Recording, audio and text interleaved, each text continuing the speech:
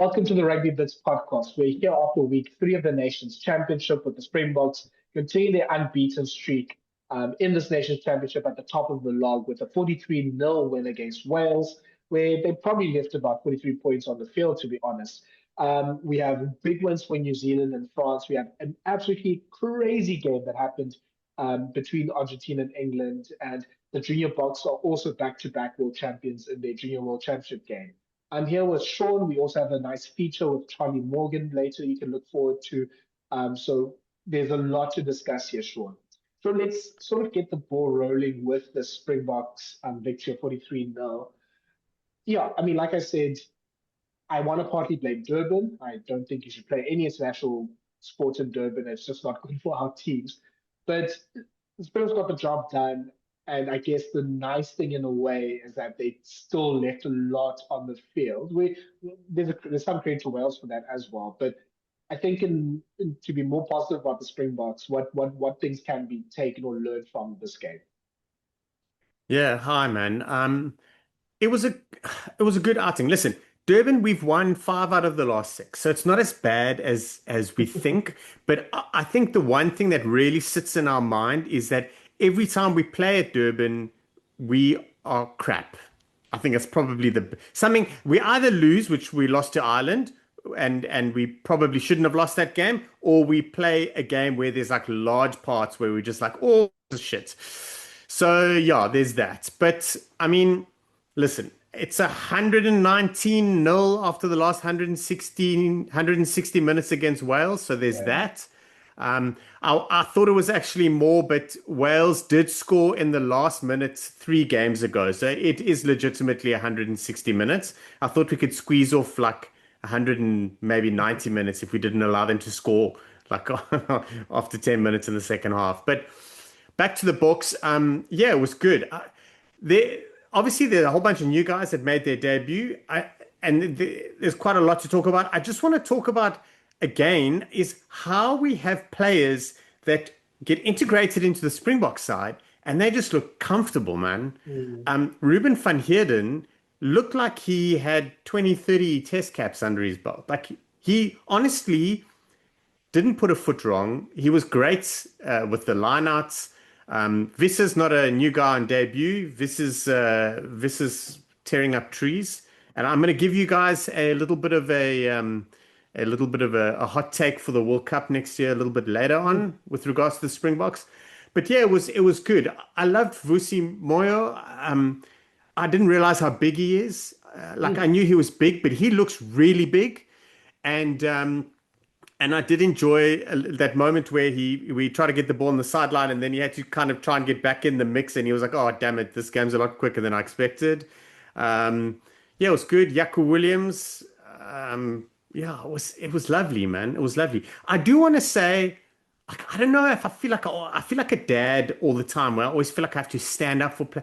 But Apelele Fassi's getting a lot of heat all of a sudden, and I don't know if it's completely warranted. Yeah. Like, I think he's coming back into the groove a little bit. So there is that little integration space which we all need to kind of just be aware of. But I don't think he's that bad. Like, I think he realistically can be a World Cup fullback. And I'm not saying he's going to take the place of Damian Willemse. I'm saying we're going to take 2 fullbacks. Like, if he went, I wouldn't have a problem with it. Yeah, it was good to see Reinig back. Jasper's on fire and Carlu Sadie. Man, those legs are ridiculous. Like, now I know why SA Rugby are charging so much for tickets to a game. It's so they can afford to get him shorts. Because bro, those things, yeah, it's got two sets of players. They've just, SA Rugby have gone, our clothing budget's gone. And Nike have gone, one tough shit. You got to pay for it. And they said, cool, problem solved, hold my beer. Yeah, I mean, I think they start with the debutants. Like, Carlu Sadie, obviously fantastic. And I was looking at sort of how many years he spent in France. I think he still needs another 2. He would have needed another 2 years to qualify for France because of the residency rule. I'm wondering if Fabian Galtier was like talking to the FFR, just being like, just offer him a farm in Bordeaux. I don't care. Like just something that we can just keep him for 2028. It'll be just better for everyone. But he was really good. It's crazy that he, mm, obviously not necessarily, because I think a lot of these players are either maybe retired or maybe close to retiring, all that sort of stuff. But there's a world where if Francois Lambert, Vincent Koch, and Trevor Nyakane are all sort of fit and firing, Carlu Sadie is the seventh choice tight end prop, which is a scary thought to even begin to think about. And he really took care of Reece Carr, and Wales probably should have started Nicky Smith, who's probably one of the better scrummagers in the world in that position, but he was great. You mentioned Van Heerden, he was really solid. Yeah, I'm a big Jaco Williams fan. I think he's someone that really could put himself into the Springbok mix sooner rather than later. His ability I'm in the game is sorry. really good. At the end of the game, did you see when Jesse went to go hug him? He kind of hugged him like gently, so he didn't break him because Jaco Williams still hasn't like Of filled course. out yet because he's just Yeah. like a small, skinny oak with wheels. And I reckon Yeah. Rusty's just said to him, "Bud, you need to hit that gym ASAP." He's a whippet, and you can just see like almost he can like sort of go. I guess like when you have like a small child and they just jump from everywhere, like they're in the WWE. Like he sort of treats the aerial contest like that. Like he just goes for it full steam, and yeah, I mean he competed really well. He obviously finished a few opportunities really well. Combined, him and Kriel had like an understanding. You're thinking, geez, have these guys played with each other before? So that was just really good between him and Kriel. Very natural, and you're right. Now that you mentioned, I remember seemed his positioning and what he did was a very natural space for him. And again, like I spoke about Ruben and he's on debut and how he looked comfortable everywhere. Like every single one of our debutants did, and Jaco Williams is no exception because he really Yeah. looked like he was like, I'm made for this. Yeah. Look, and with Vusi Moyo, like, just I think for context sake, he's only played a handful of games for the Sharks. Like, he came in relatively late in the season as like a Sharks player with obviously Sharks issues at 10, and JP Peterson just being like, look, let's just play all the kids essentially when everything was lost. Considering that, considering he's still 20, he really did well. Now, I don't necessarily think it's like, he needs to be, he's a must in the New Zealand squad, or he's a must in the World Cup squad yet. It's something to build on for sure. And I think he really sort of grew confidence in the game. His kicking was started a bit dodgy, but it came together. The running was good. He was linking well. He didn't try to do too much. He didn't try to do too little as well. It just felt like he had a nice balance. And geez, if that's the starting point at 20, just imagine where he's going to be in 4 or 5 years' time. I thought, yeah, I was a bit like so with Herschel Jantjies. I thought generally, I think the bench wasn't great. I think the bench just didn't really wasn't able to make an impact as they wanted to. But I think with Herschel especially, I think he was. It was weird. It was kind of like seeing a bad impression artist of Cobus right now. Like it felt like he was trying to snipe everywhere, and I'm like, look, Herschel's decent at that, but I feel like he's not. That's not his game, and that wasn't his game in Bayonne. And I kind of felt like he was too eager to take this opportunity instead of just letting the opportunity come to him. And that happens. That's fine. I mean, hopefully for his sake, he gets another opportunity. But I mean, he took a good try while and everything. So it wasn't all bad. Yeah, I think in terms of I like, yeah, go just on. on Herschel, I think that the speed of the test game, I think it caught him a little bit unaware Mm, because bearing in mind, it's not just the fact that it's test rugby, it's the fact that we are playing so much faster. also, yeah. And like our game is completely different from when he played four-ish plus years ago. Yeah. Six maybe, I can't remember. So I do think, and listen, you can train it as much as you want. It only really comes to life for real when you're playing it in an actual game. So I do feel that caught him a little bit, and I thought his passes were a little bit labored, but because of that, I think the Mm, speed got to him. But that like I don't think like if he rectifies that and gets more game fitness and we had to take him to more and he played more games, I really wouldn't have too much of a hassle, but he's got a little of bit course. more to work on than our other nines. Yeah. Look, I don't think anyone, sorry, as I pick up something, anyone in this game put themselves out of Springbok contention forever. Like, not, I don't think Yankees had the best game. I think Fenter was that good as well. The fussy thing, just to touch on that, it's more of a look. I mean, look, I think the main thing is he hasn't played since February before the Springbok block of tests.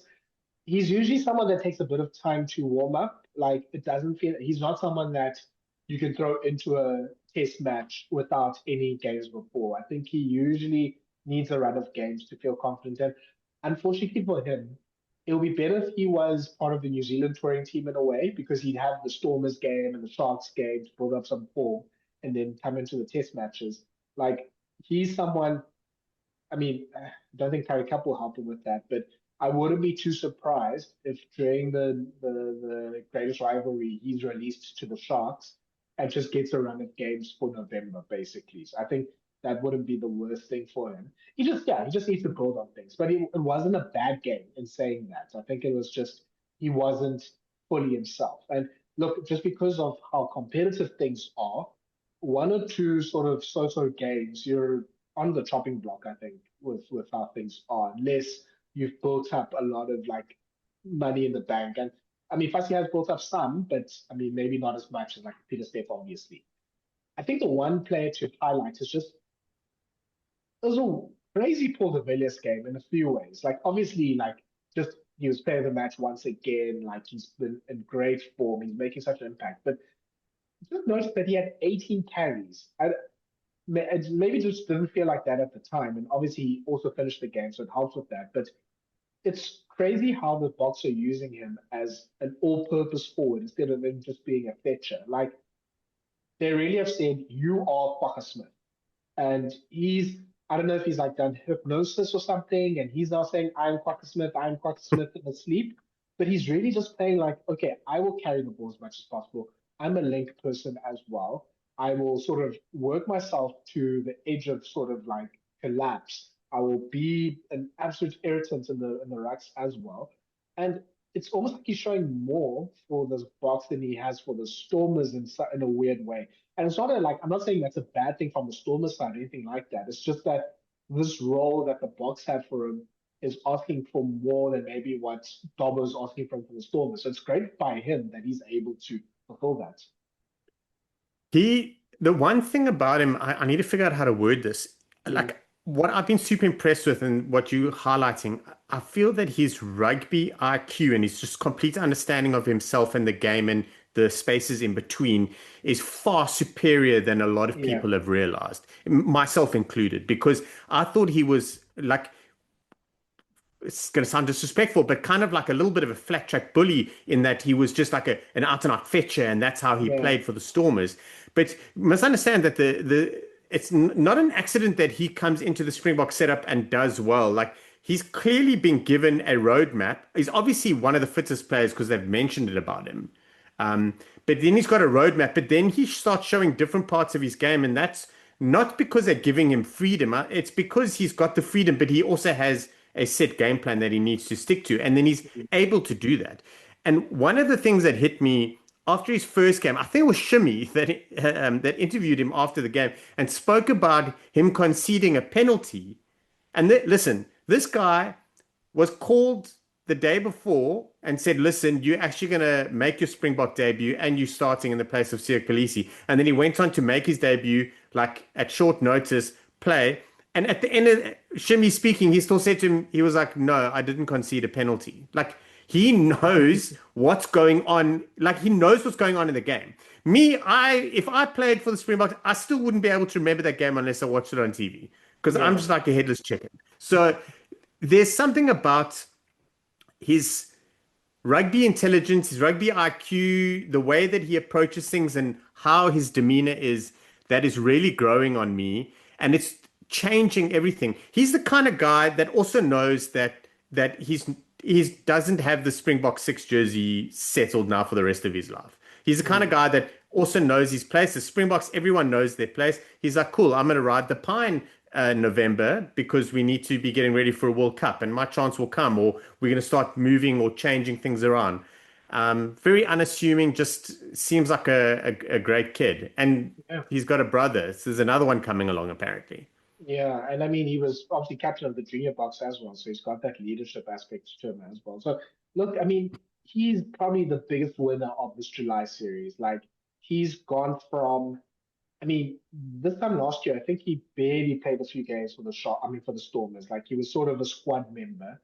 Start of the season, he established himself as the number six, especially with Deon Fourie not being available much, and worked himself. And he's in because of that. Like, Mm, would we have seen as much of him if Deon Fourie was fit? No, yeah, because Deon yeah, Fourie is a leader. yeah. So he does that. He wins that six jersey at the Stormers. He becomes like a bulk contender. And I mean, I think even for me, like even let's say 2 months ago, I was going to be like, if he gets a test in one of these tests, great. But I don't think he's going to be like in the picture. Then Rassie made that quote about him being like a Quacker Smith. And you're like, oh, okay. So Rassie sees more in him than I thought he might see. And he's delivered on that promise and more. So yeah, he's been a big winner of this. We're gonna talk maybe about sort of longer term things. I mean, we had an interesting conversation on the group about, 23s for the New Zealand test and maybe World Cup squads and where that's looking. So we'll do that in a few moments. Just quickly, Sean, a quick detour onto Wales. Now, this is better than the last game. So it's 30 points better. They were 73-0 down in the previous games, now 43. So that's a positive. I don't think there's too many positives after that because, and I think a lot of Welsh fans were mentioning this also on social media. I think Tandy, I mean, I don't know if you saw the World Cup final yesterday, but Tandy kind of came to park the bus here. I think he came with damage limitation methods here, and which is a bit unfortunate because I think he picked a team to try and limit the damage instead of a team where he could really learn a lot about, the players and where he's going and how they're building things. And I kind of get it in a way. There's no point in Wales getting maybe two tries and losing 96-14. But there's also you don't really learn too much from this game as well. I don't know if this Thomas and Llewellyn centre partnership shows you anything. I don't know if, yes, Alex Mann might have even Etzebeth running scared, but I don't know if that loose trio shows you anything. I don't know if being quite defensive, and they were really good at the running more, but sort of playing Beard and Teddy Williams, how that sort of teaches you things instead of maybe trusting a few more of the younger players, maybe throwing in an Eddie James, like, doing those things and just being like, look, guys, we're probably losing this anyway. We'll probably get 50 or 60 points scored on us. Let's sort of throw everything into it and just see how much we can go instead of sort of limiting damage. So, but also it's the end of the season. I think a lot of the Northern Hemisphere sides, you can see the tanks were running low in either in the games or at the start of the game. So I'll give it a bit of grace. But yeah, like Sean, I don't know what you think about sort of Wales' effort on Saturday. Yeah, I definitely agree with what you're saying. Like, there are very few sides you get freebies, and we often look at freebies like when you play a Portugal or when you play Namibia or Zimbabwe or the Barbarians, you kind of get a freebie, and you generally look at that freebie like you can integrate some youngsters, but you still expect it to win. But if it doesn't go perfectly well, it doesn't really matter. But Wales have the opposite of that in that if you lose 80-0 or 45-0 or 30-0 or 64-14 or something, like it's a freebie. Your job's not on the line. It doesn't count. Like if everyone turns around and goes, you've lost 3 games on the row, you're like, well, I played one of those against South Africa. They're like, oh, okay, cool, we understand. And he had this opportunity to do something a little bit more. That ties in with the end of the season, last game of the season, the travel, the this, the that, and also the players are also trying to. I don't think they've gone there to defend only, but I think they've gone there to try and say, listen, we want to be more competitive, and that has kind of flipped on them a little bit, tying with the game plan and the lack of other opportunities that maybe they couldn't or weren't able to create or weren't mentally ready for it. So yeah, it sucks. But I mean, imagine not scoring a point in 160 minutes. Jeez. Like, and it because most of these guys were in that last game as well. A fair chunk of them. And yeah, so I don't know. Do you kind of like Like, do you reckon they just were like, cool, this is our freebie. It doesn't really matter what we do. Let's get through the 80 and I promise these guys games, or I want to look at something that we didn't see come through. Mm. And I mean, it's also, you played Ben Thomas, who's kind of like seen as a second playmaker. He's obviously played 10 before. So you're expecting, okay, maybe a bit He more was the last structure. person to score points against us, by the way. Okay. I'm So sure it maybe was that's him. why you play him. But Wales had one line break the whole game. They only entered the 22 five times. Like, I get it. South Africa, it's away from home. I'm not expecting many things, but that's just not good enough, honestly. And especially when you pick a Ben Thomas and you're kind of wondering, geez, like, this really would have been a good game for Hawkins and Eddie James to just build on that partnership a little bit more and just to see how far they can get it. But yeah, I can also sympathize that they could do that. They can kind of risk things. They can maybe play the same team that they played in Argentina, and the team runs out of gas and they get beaten maybe by three figures. That's not good for anyone as well. So it's a tough one for Wales. But look, I think generally the line graph is pointing in the right direction. This maybe is a game just to be like, it happened, we move on, and hopefully they can build on it in November. Okay, so let's talk now about where the Springboks are. So we had an interesting conversation in the group about sort of World Cup things, but maybe more immediately, let's talk about, I mean, and I guess it'll kind of feed into maybe the New Zealand conversation a bit later, but what is the Springboks 23 for, well, middle of August when the All Blacks and the Greatest Rivalry starts? Because it looks like a lot of the injured players are all coming back. Sacha Feinberg-Mngomezulu seems like he's going to be fit. Siakolisi, I think Oxen Ches on the fit side, or Ebenet's a bit. It seems like pretty much everyone, but maybe some of the longer term injuries like the Malherbers are fine. All of our 2 meter tall people are coming back, or at least a good chunk of them. It's pretty much, I guess, the Malherbers, the Achis Neyman, Kwagga Smith, those sort of players that are not, excuse me, available. So yeah, maybe they sort of go through it sort of position by position. But yeah, I do wonder what team we should build for this, because I think the one thing New Zealand showed is that they want to play fast, they want to hit rucks and sort of, as sort of Luke Jacobson maybe like hit and stay hits type of thing. So I think you're going to need a team that's quite mobile, but also quite physical as well, because Italy maybe showed like, just give them a bit of line speed as well.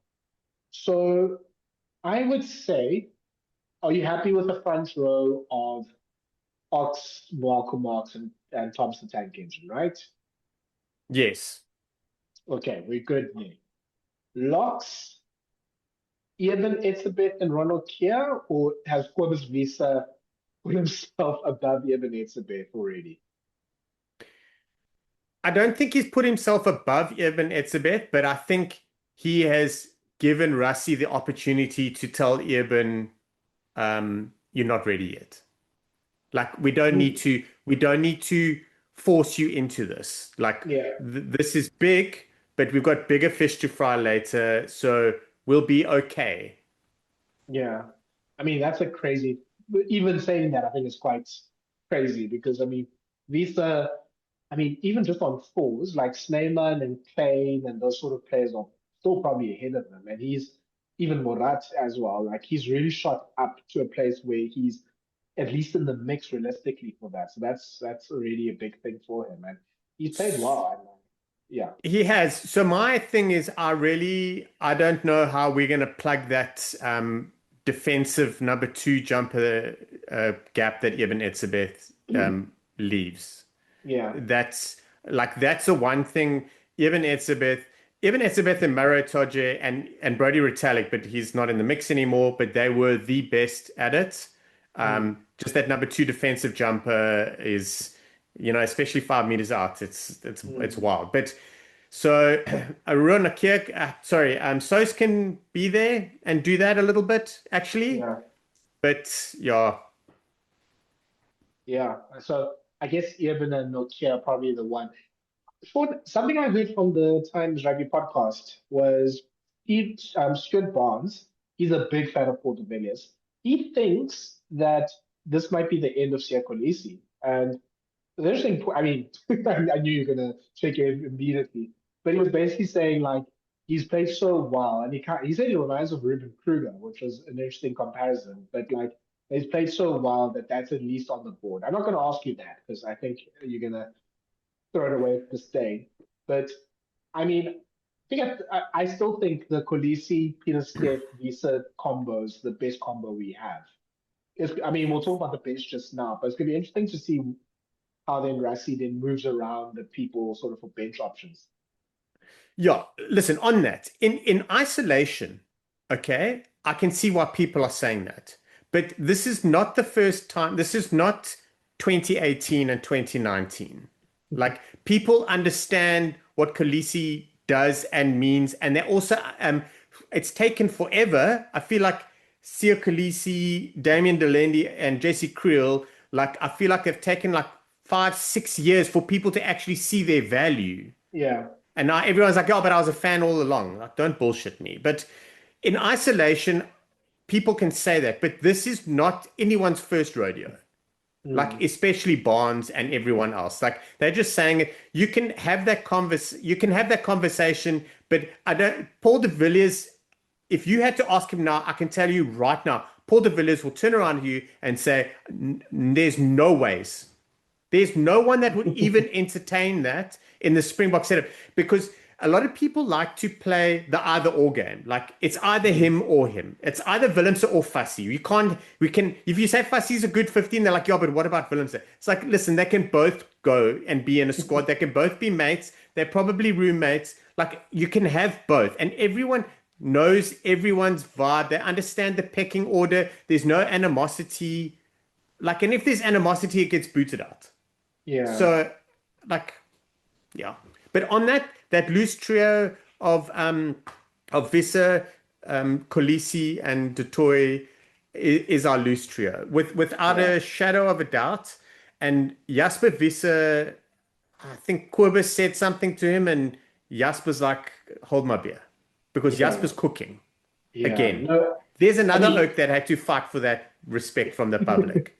Look, Jasper Wiese, just his main strength was showing his value when he wasn't there. And every time we thought there was a new challenge at 8, we'd see no Wiese there and be like, oh, we missed this guy. He's definitely the one for us. So, yeah, I think that's clearly still the best loose trio for South Africa. And especially with this New Zealand game plan, like Kolisi and Wiese, with Wiese especially now, they hit rucks. And obviously we know Pieter-Steph hits rucks. And I think in order to slow New Zealand down, you need like players that can do that. So I think, yeah, that sort of forward pack seems equipped for that.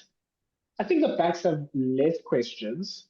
I would probably say it's Reinach and Sacha if Sacha, proves himself fit enough and everything. Or what do you think, Shaun? I'd go Williams and Manie. Literally the opposite. So is it tactics, or is it just, well, these guys are fit right now and on form? I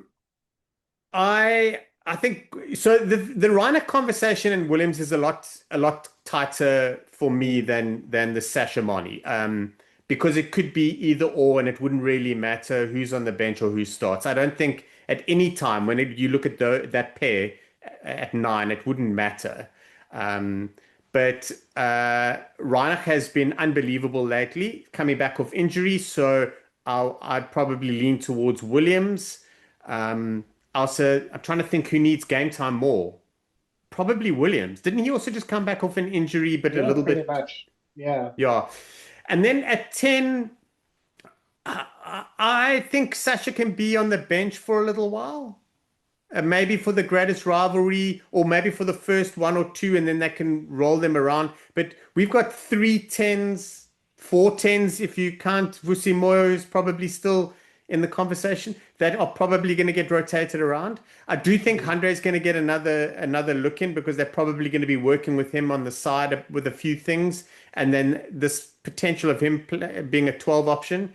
Because the one thing that I do know is, as much as this is a greatest rivalry and we look at it for the next month as wanting to beat the All Blacks 4-0, we got to understand that this is 4 test matches against New Zealand, who we will very likely face in the knockout of a World Cup, that Rassie Erasmus and co are going to be working on stuff, showing your hand, using combos, trying out different things, checking if Reinach can play 15, I don't know, like whatever. But I would go with Williams and Manie. Yeah. It seems like Pollard has pulled a hammy though, so he might be on the sort of sidelines for a bit. I did not know that, but yeah, that's interesting. So yeah, I mean, the good news is that Sacha seems like he'll be ready to face Argentina in a few weeks. But yeah, Pollard, I think, might be at least maybe for that test, if not for maybe the first test in the tour, might not be available. But I hear you on the logic for that. Again, I guess similar to the Etzebeth question, there's no need to sort of do big things to rush these players back. I think we discussed this last week. The only 2 people that almost need to play regardless, even if they are injured, is Malcolm Marx and Jesse Kriel, because there's no real replacement for them. Everyone else, you can kind of sort of play them a bit slow, which is a good luxury for the Springboks. Speaking of, I mean, I guess Galland and Kriel kind of picked themselves. Shaun, I'd love to hear your back 3, or I mean, it's one position, the back 3. We know Ches and Cobus were the one wing. I think we're probably in agreement about David Williams at fullback. The other wing is interesting. I mean, I think I've said it. Okay, we're on the same page then. But yeah, I think I'm more and more falling for Ethan Hooker as our other wing. I mean, this time September last year, he had that start in Wellington and he was absolutely brilliant. And he just has been so good at his work rate, his ability in the air. He's great on the floor. I mean, he's a 13 that's playing wing, so he can sort of do the things that maybe you'd expect that from Canan Moodie, but he's just doing them better at the moment. He's a good finisher as well. He's clearly faster than we think and bigger than we think because he can get through people. Like, I genuinely think he's putting himself in a position where he's coming ahead of Arendse and Moodie right now, which, yeah, it's crazy to say, but I think he's definitely earned that. Yeah, I think he's ahead of Moodie, and I think he's slightly ahead of Arendse. The caveat is that Arendse has not reached that pre-injury space. So there is going to be a little bit more time there. I think when he came back early for the Bulls, when was that, last year, it was a bit too early. Same with Moodie as well, funny enough. But it hasn't happened with Hooker in that way. So all 3 of them are going to kind of be I think Arendse needs a little bit more time. I think Moodie's in a little bit of a fight now to figure out where he belongs. Moodie's could very likely fall into a player 23 if we're going to go with 5-3 because of the option of him covering 11, 14, 15, and 13, or I specifically put 13 at the end. But yeah, I think so. Arendse is an interesting one. That's actually on my hot take, which I want to hit soon. Yeah. I think, maybe quickly then, just in terms of bench, like it's somewhat realistic if we pick that squad. It's maybe a Wessels, Steenekamp, Volko / Porthen. I mean, I think that's an interesting clash in itself. Lutz and Grobelaar? Is Grobelaar not in the mix? Oh, it's tough though. I think they pick Wessels instead of Grobelaar because Wessels offers more on the pitch, even if he's not maybe a better hooker than Grobelaar. I think it's and with Thomas on. I mean, it was a Springbok game recently where they put Wessels on not at hooker, and then he moved to hooker, and then they made changes. Yes. It was last week against Scotland. So you could almost, as a team, you could almost face 3 loose heads or 3 tight heads. Yeah. I mean, Thomas DeJoy can switch over there as well. Yeah, it's crazy. So, yeah, I think there's a battle between Wessels and Grobelaar there. I think Steenekamp and Juan Venter are probably battling for 17. You've got Volko and Porthen battling for 18. 19, I guess it depends on which 2-meter guy is fit, but Wiese's put himself ahead there. There's Lut and Mostert, so they're going to be available. I assume it's going to be Dad's army essentially for that Argentina game. They're all fit. Eben and Loh to start, Mostert on the bench, and they can sort of prove their fitness in that game. Paul de Villiers is probably 20. Would you go 6-2 against New Zealand, Shaun, or 7-1? Uh, I don't know if 7-1's going to be that prominent in our life moving forward. I do think that it's definitely something that's there. It hasn't been thrown away. It's there. And we'll forget about it. And then Rassie will name it the one Monday. And you'll just be like, oh shit, 7-1. And it'll be like brand new again. I feel 6-2's really become part of our DNA now.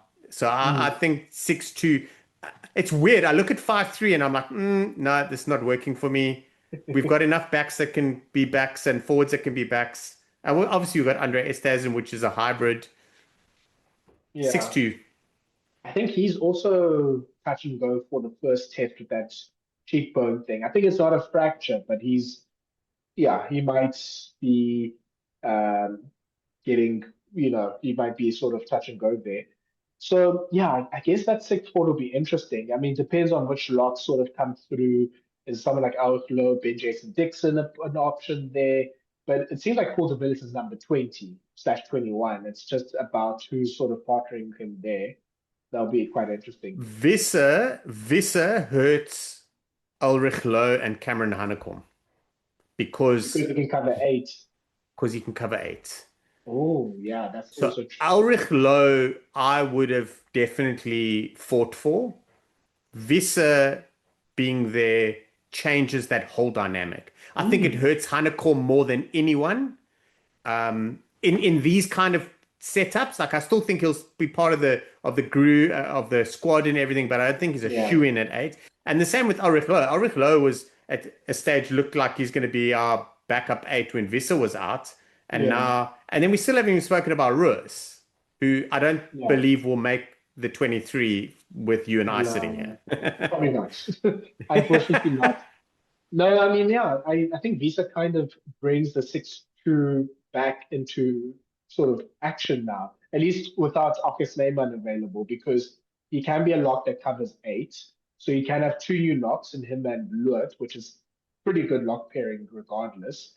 Or if you feel like Etzebeth can go 80 or Nokia's more than happy to go 80, then you can put Wiese at 8 and sort of swap Wiese for Wiese. So yeah, I think there's definitely a few options there. He's also played 7 for the Bulls as well. And Khaleesi can play 8 and they put Paul de Villiers on the side. Yeah. So yeah, there's a bit more flexibility there. The two, I guess, if Sacha's the one on the bench, that obviously covers the one position, and obviously it's between the non-Reina for Williams starter there. If there is a third back, I guess there's still a few options there. I mean, and maybe this leads into the next conversation because, we mentioned Moody, we mentioned Esterhuizen, Quan Horn obviously showed his value in the game against Scotland. Like there are a few options for that utility sort of cover 10 to 15 position now. Yeah, it is going to be interesting. I would actually lean towards Moody, as opposed to a Horn, or I think we'll have enough cover at 10 with Willemse starting at 15. He can cover 10. Maybe Sacha will be there. We spoke about him being there. So I think it hurts Horn because Chessie can play 15, Sacha can play 15, and then Moody can play 15. Sacha can play 10, 12, 15. Moody can play 14, 11, and 13, and then 15. Chessie can play 11, 14, 15, 9, 10, 2, whatever. So we've got options. I think Moody might get a look in there because as much as I give him shit, I think he's unbelievable. It's the weirdest thing that he makes these big reads at wing, but can't make. It's not that he can't make them at 13. I'm bullshitting because it's those micro moments that he struggles with at 13. But those outside in reads that he does from wing work really well with him, and he's really good at picking it. And he's got shoulders like boulders, so he can absolutely smash someone. He's great in the air, and he's got a finisher's mentality. So I would probably have Moody if we went 5-3, and our 9, and then Sacha, and then Moody. If Andre's not there, if Andre's there, the conversation changes drastically. Once again. Yeah. Look, I need to correct myself. Andre Pollard is available for the Argentina game. He was just not available this week for this game as well. So my mistake there. And yeah, Sash, it seems like actually reading what Rassi has said, there's going to be a 26-man squad going to Argentina, and then 15-ish players are going to stay in South Africa to prepare for the New Zealand series. So it'll be quite interesting to hear who those players are in a week or so. Shaun, yeah, let's talk, sort of open up some of the group chat. We're talking about this rugby, like in a year's time, we'll be picking a Rugby World Cup squad, and there's going to be a ton of quality players that are not even going to be making the squad. Like maybe to roll things off, I was trying to make a list of like certain players that are involved now that have a pretty good chance of not making it. Carlu Sadie, Jean Klein, Franco Mostert. You can maybe even argue Cobus Wiese might not make it if, August Neyman comes back to form. One of Marco van Staden and Paul de Villiers, probably not both of them can be in that squad. One of Aruch or PJ Dixon probably doesn't make that squad, and you can add Cam Hannekom to that. Papier, James Henson, Herschel Jantjies all probably stay at home. Even, there's that, we kind of mentioned earlier, there's a fussy Quan Horn / Hook and Moody type of like mix there. And I think you can even throw in Curtly Arendse where maybe 2 out of the 5 make it, or 3 out of the 5 make it. So it's going to be a lot of good players that don't make it. Never mind all the sort of the older Springboks from the last 2 World Cups that are still struggling with injuries. It's crazy. We heard from players in the 2019 World Cup. You heard about Skulk Brits and how, like, where Rassi said, listen, do you want to play Springboks? But then he also said, listen, he was like begging to get back in. Like, what do you want me to do to get in the squad to go to the World Cup? I will do whatever I need. And then in 2023, Duane Vermeulen had that conversation. Like, who are those players now? Because I think there are 4 or 5 players that are literally in that space where you kind of like know you're on the fringe, and if there's a problem, you'll get called up, but you're not guaranteed to go. And it's crazy because we are, this must be so hard for the coaches because it's hard for us, but imagine doing this, having these conversations with your mates and colleagues and friends, because that's the one thing that I think is pretty clear is like the group of guys are pretty tight. Like they love each other, and you're going to have that. But I think they're also all well aware that someone's going to miss out somewhere. And I honestly feel that like someone asked Sia Kolisi something and he said, but I'm not guaranteed my place in the World Cup. Like I really feel that he believes it. Like it's not lip service. It's like he believes that if he doesn't perform or something happens and he causes cuck or something, that they will just be like, listen, thanks, we don't need it. And I really do think that he and the players believe that. Yeah. So what's your sort of World Cup hot take? Okay, so I've got 4. I got 3 hot takes and I've got 4. So my one, Manie Libbok is going to be a conversation of our first choice 10 leading into the World Cup. It's not going to be a case of if he misses out on the 23, it's going to be a case of why isn't he starting, or if he's on the bench. If I can quickly react to that one, I can see it. I think he's played really well. I think he's kicked really well. Like, and even the goal kicking, I don't think is as much of an issue as it is anymore. And we're trying to turn Chisholm to Trauma Ramos, which might work as an experiment. But I genuinely think in terms of his ball, like his playmaking and everything, he's made himself almost undroppable as a player 23, and that's a crazy thing to say from where he comes from. So I'm happy with that. That doesn't seem too hot to me, at least. Yeah, so I've always liked him, but there are two moments that have really cemented this take for me. One is that how the Springbok coaching group are looking for another kicker to take the pressure off Manie, or either help, and they're obviously helping him with that. So that shows the value that he plays in there. Okay, and the other is how he doesn't have to impose himself on games, which I quite like. So that's it. My second hot take is Cobus Wiese is going to be going to the World Cup. As I feel that he is in a space where he's knocking that door down. I know it's really early, but that's why this is a big hot take for me. I think Cobus Wiese is going to be in serious contention. If he misses out in the World Cup, everyone's going to be like, "Ooh, that's interesting." So there's that. Ethan Hooker is going to be our starting 11. Ethan Hooker is going to be playing above Kurtley Arendse, because that's the conversation is around the 11. So I think Ethan Hooker is going to be it. So those are my three hot takes. My fourth is more of a question, but I'm going to make it a statement as well, is teams have often not wanted to show their hand pre-World Cup. And especially us, where we've been working on things. We've brought out the 7-1 pre-World Cup. We're working on our new defensive setup before 2019, and it came good. And we kind of pioneered our own thing and made it work for us and worked on it. And we went through, fortunately, to win both those World Cups. I believe that we are currently in a space that we can't play underdog.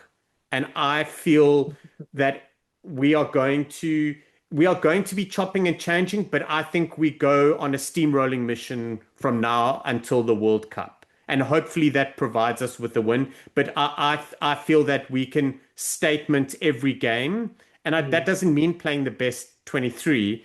I think we have the ability to move players around, but we'll still be disappointed when we lose. So I suspect that going on a big winning streak after the greatest rivalry, when the games even themselves out a little bit more and player management becomes better, I think we start driving forward big time from November till the next World Cup. It's a very interesting point you make there, Shaun, because Squid Rugby is making this point about there's certain things that like the Springboks are doing, like the there's that move that they did in the Scotland game. Oh, the sort of the lifting and the dropping of Cobus Wiese, which maybe was inadvertent, but Squid was maybe sort of like suspecting maybe it's something, it's maybe a bit of a ploy, because the BabyBoks did something similar as well a week or so before that, where he's like, why isn't Rassie kind of keeping those things in the back pocket? Or does he have so many things in his pockets that he can sort of just sprinkle in a few things like in the middle of these tests, like a year before the World Cup? And I guess it's kind of, I think I'm seeing that Rassie, if there is a strategy to this, I think Rassie's kind of just going to flood the zone and just be like, look, here are all the million things that this team can do. And here are the 1,000 of players that you can try to game plan for. Come beat us. And yeah, it's a pretty powerful position to be in. I mean, kind of that's what happened with the New Zealanders in 2015. They went from, I mean, once they really figured themselves out, and then they were kind of also in this position where like a Lima Sopoaga was put into the team, he played flipping well, wasn't even in the World Cup squad, but because the team is so secure and solid and they can win with pretty much anyone, like it's the best breeding ground for debutants. And everyone knew what they could do. Everyone knew about their defense and their kicking game and their attack and everything. And it was just like, okay, come beat us. And teams couldn't. And I guess that's where the Springboks are. Everyone knows what the strengths are for the Springboks, and they can sort of turn up and turn down certain levers that they need to. But yeah, the challenge is then on the other teams. So yeah, I don't think there's too much that they need to hide in any case. So yeah, I think that is possible. I do think though that, and I think Rassie sort of thrives in the sort of key loss environment. So I do think inadvertently or intentionally they might just drop a big game. Maybe in the World Cup, we've seen that before, but definitely one before where it just serves the wake up call to the team. But I can see something like that. Yeah, and don't get me wrong, like also Russie is big time magician, eh? It's like, here, look Mm, here. Okay, oh look, our guys are throwing forward, and you're supposed to bring them down straight away, and then Russie will make a thing out of that, and meanwhile back at the ranch he is working on something else, which yeah, we will see something come somewhere. But he's also big time because he will happily manufacture that everyone's against us vibe. He yeah. will happily do something, stoke that fire, get World Rugby to freak out about something, and then everyone's like, oh, they're against the Springboks, and then he'll stoke that fire, and then everyone feels hard done by, and then we just go out and go hard again. Yeah. Okay, Sean, let us kind of there. Let's go through some of the other results. A lot to sort of cut down. I'm just going to sort of highlight certain results and then we can discuss a few of the games in detail. First of all, Junior World Cups. Congratulations to the BabyBoks. Won 16 points to 5. I don't know if you watched the game, Sean. I'll just say one line very quickly is this. I think we're going to have to get used to Spring South Africa versus France being the game to decide championships for at least the next 10 years or so. Like, it was tight. It was also typical sort of like junior rugby where I feel like both teams left so much on the field in terms of opportunities, but also in terms of their effort. But yeah, really good on the Springboks because the second half wasn't really going in their favor, and they really were able to stick through it and to get the winning scores when in those last 10 minutes.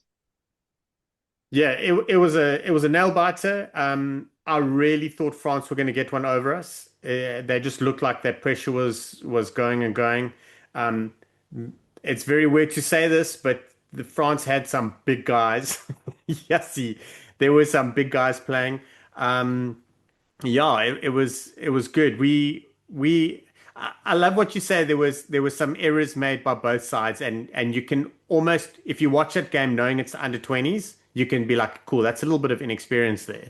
Mm.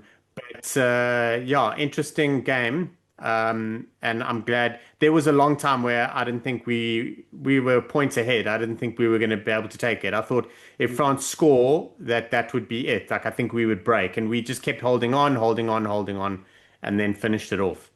Yeah, no. So yeah, big congratulations to the Junior Bucks and Kevin Ford, who did that without at least four of his key players because they were either in the Springbok setup or were injured. So that's a crazy amount of depth. Curry Cup has started. Like the Sharks, the Stormers, the Cheetahs, and Boylands have won. Yeah, Pumas, Griquas, Lions, and the Bulls starting with losses. So that's happening there. Nations Cup has gone crazy this week. Like last minute wins for Romania and Hong Kong. Hong Kong winning against Uruguay of all teams. Like that was crazy. Portugal also sort of stuck it out against Tonga. Big wins for USA against Spain and Canada against Zimbabwe and also Georgia. The pretty big one against Chile. Like, do find those 10-minute highlights for these games. They are quality. Like, look, I'm not saying that the tier one teams need to necessarily worry about these teams, but even if you play your second string team, it's gonna be a battle. It's gonna take a bit out of you. Like feels like all 12 of these teams, especially because they're getting these games, are gonna be in a position where it's gonna be very hard to put them away. Like it's not gonna be like you pitch up and you get 140 points. Yeah, I'm loving Zim's efforts. I know, like I've been banging on about it, but they've really been not in contention for even making the Nations Cup for the last, gee, I don't know, forever. Mm. And now they're coming in and being competitive in two games, which is great on some hectic travel. Um, and yeah, come World Cup and other games, you're gonna name your side, but then you're also gonna name a bench, which is like in case of emergency break glass. Yeah, Like that, you have to with some of these sides now because as much as you want to rest players, you want to go. You banking on 5 points because everyone else is getting 5 points, but you could very easily slip up, and you don't want to be in that position. yeah. So there's some very strong teams there. Yeah, again, big congratulations to Hong Kong, China. Nations Championship, just very quickly going through results, then we'll focus on 1 or 2 games. The All Blacks beat Ireland 40 points to 21. Arguably could have been more, like New Zealand just started like a house on fire, but Ireland sort of did the typical thing of fighting back, but we'll talk about that in a bit more detail. France ends their season 42 points to 15 against Japan, and again, Luka and Jalibe and Poe just looking really good. The Wallaby send off Joe Schmidt, question mark, who knows? But it doesn't send off, at least for now, 57 points to 10. They wait for a few weeks for Les Kiss to get validated and to get his, his access card and everything sorted out before he can get started. But yeah, on the other side, just pretty sort of flat end to the season for Italy. Scotland beats Fiji 33-17. I think the big positive is that Fiji just looked like Fiji again, so that was good, at least for a half. They were competitive. Scotland did well to take things away, though, so you're only 2 below 2. That insurance policy that you just mentioned, Shaun, just making sure there is a player or two that can sort of get a game like that. 2 Pilotu and Skuman. Yes, they really changed things. Even Cummings, I would argue, as well. And then, Shaun, I think we need to spend at least a few minutes here. Argentina 24, 31 England. Now, if I just say that result, it doesn't seem like the most craziest games. England's 6th win in a row against Argentina. Actually, Squidge mentioned this on social media. Argentina haven't won against England in Argentina since 2008. Like, literally, Andy Good was in the team when that happened. So it's been a long time. So Argentina just doesn't have a good record against England generally. So yeah, 31-24 doesn't seem normal. But this game is anything but. 7 yellow cards. Seems like that might be the record for the most cards in a tier 1 game. England led by quite a lot, and then Argentina came back furiously, and then England seemed like they had at least a 14-point lead with less than 90 seconds to go, and then Argentina scored 1, and then they made a comeback for the ages with about 18 phases to then put Bautista Delguy on the corner to score, and then drama ensues from there. Shaun, geez, where do you even start with that? What did you think about that sort of decision about not awarding that final try? I'm going to go back a little bit. I do think Argentina made a massive error by scrumming with 7 minutes to go, 5 minutes to go, so and not. To explain quickly, it was 14 points the lead that England had. Feyi-Waboso just scored. Argentina got a lot of penalties on the England side. They had about 6 minutes to go. Now it's a penalty. What do you do? The last options basically do the set piece that takes away the most time. They chose the scrum. And England and Genge and Callum Dickey, they also were smiling. They found every each way to not set the scrum properly, to leak as much time as possible.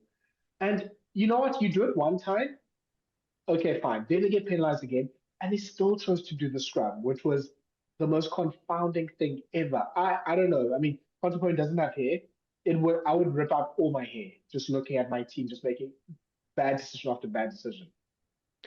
Yeah, the first time that scrum was asked for, I didn't agree with it. The second time, I can kind of agree with it because they got a prop yellow carded. Yes. Jürgen got yellow carded. So by them asking for a scrum, England went down to 13. So I can see the idea, but the time didn't allow for it.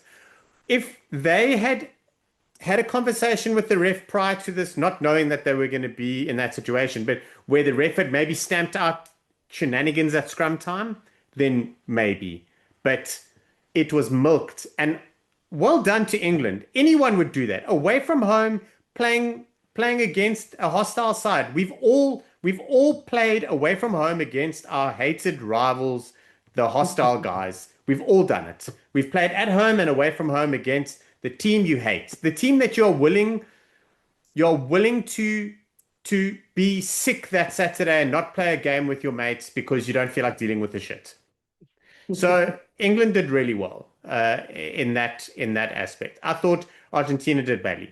I actually missed Argentina's try, because I thought the game was done. Then they scored, and then as you said, they made this comeback.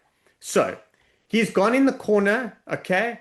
Angus Gardner, it was Angus, has asked the TMO to have a look at it, and his on-field decision is try. So that is huge, absolutely huge, okay? Noah Kalori has gone in with a seatbelt tackle, okay? I think anyone who watches that will be like, that's high. And then he's gone to ground the ball, and Slade has hit him on the shoulder and then got the arm around the neck and then driven him out, but we didn't know if it was grounded or not. There were two chances there to blow something that was a high tackle that I think you couldn't justify arguing.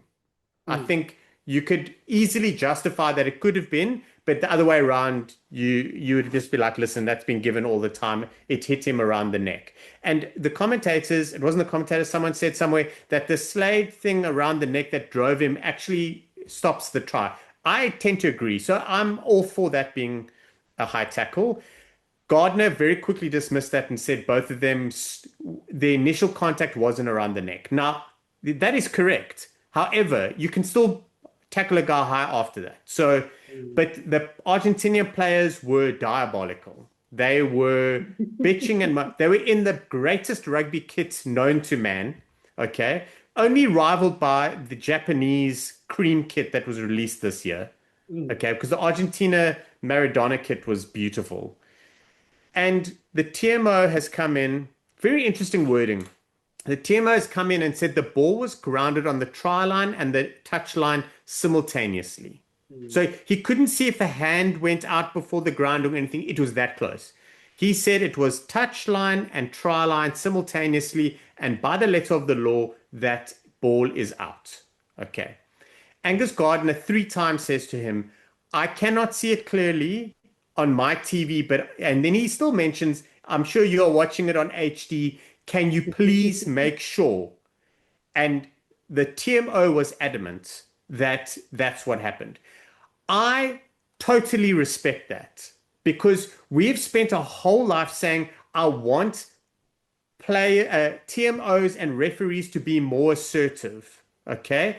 If anything, Angus Gardner, when he was like, to be fair, Angus Gardner was very assertive, and the TMO then came back and said, no, I am 100% sure that it was ground on both, and that is what he gave. And I agree with that. The process was long, and everyone feels like this guy was trying to overrule the ref, but the ref still didn't make a decision. And I agree with how it happened. It could have been done quicker, but we would not have got the same outcome.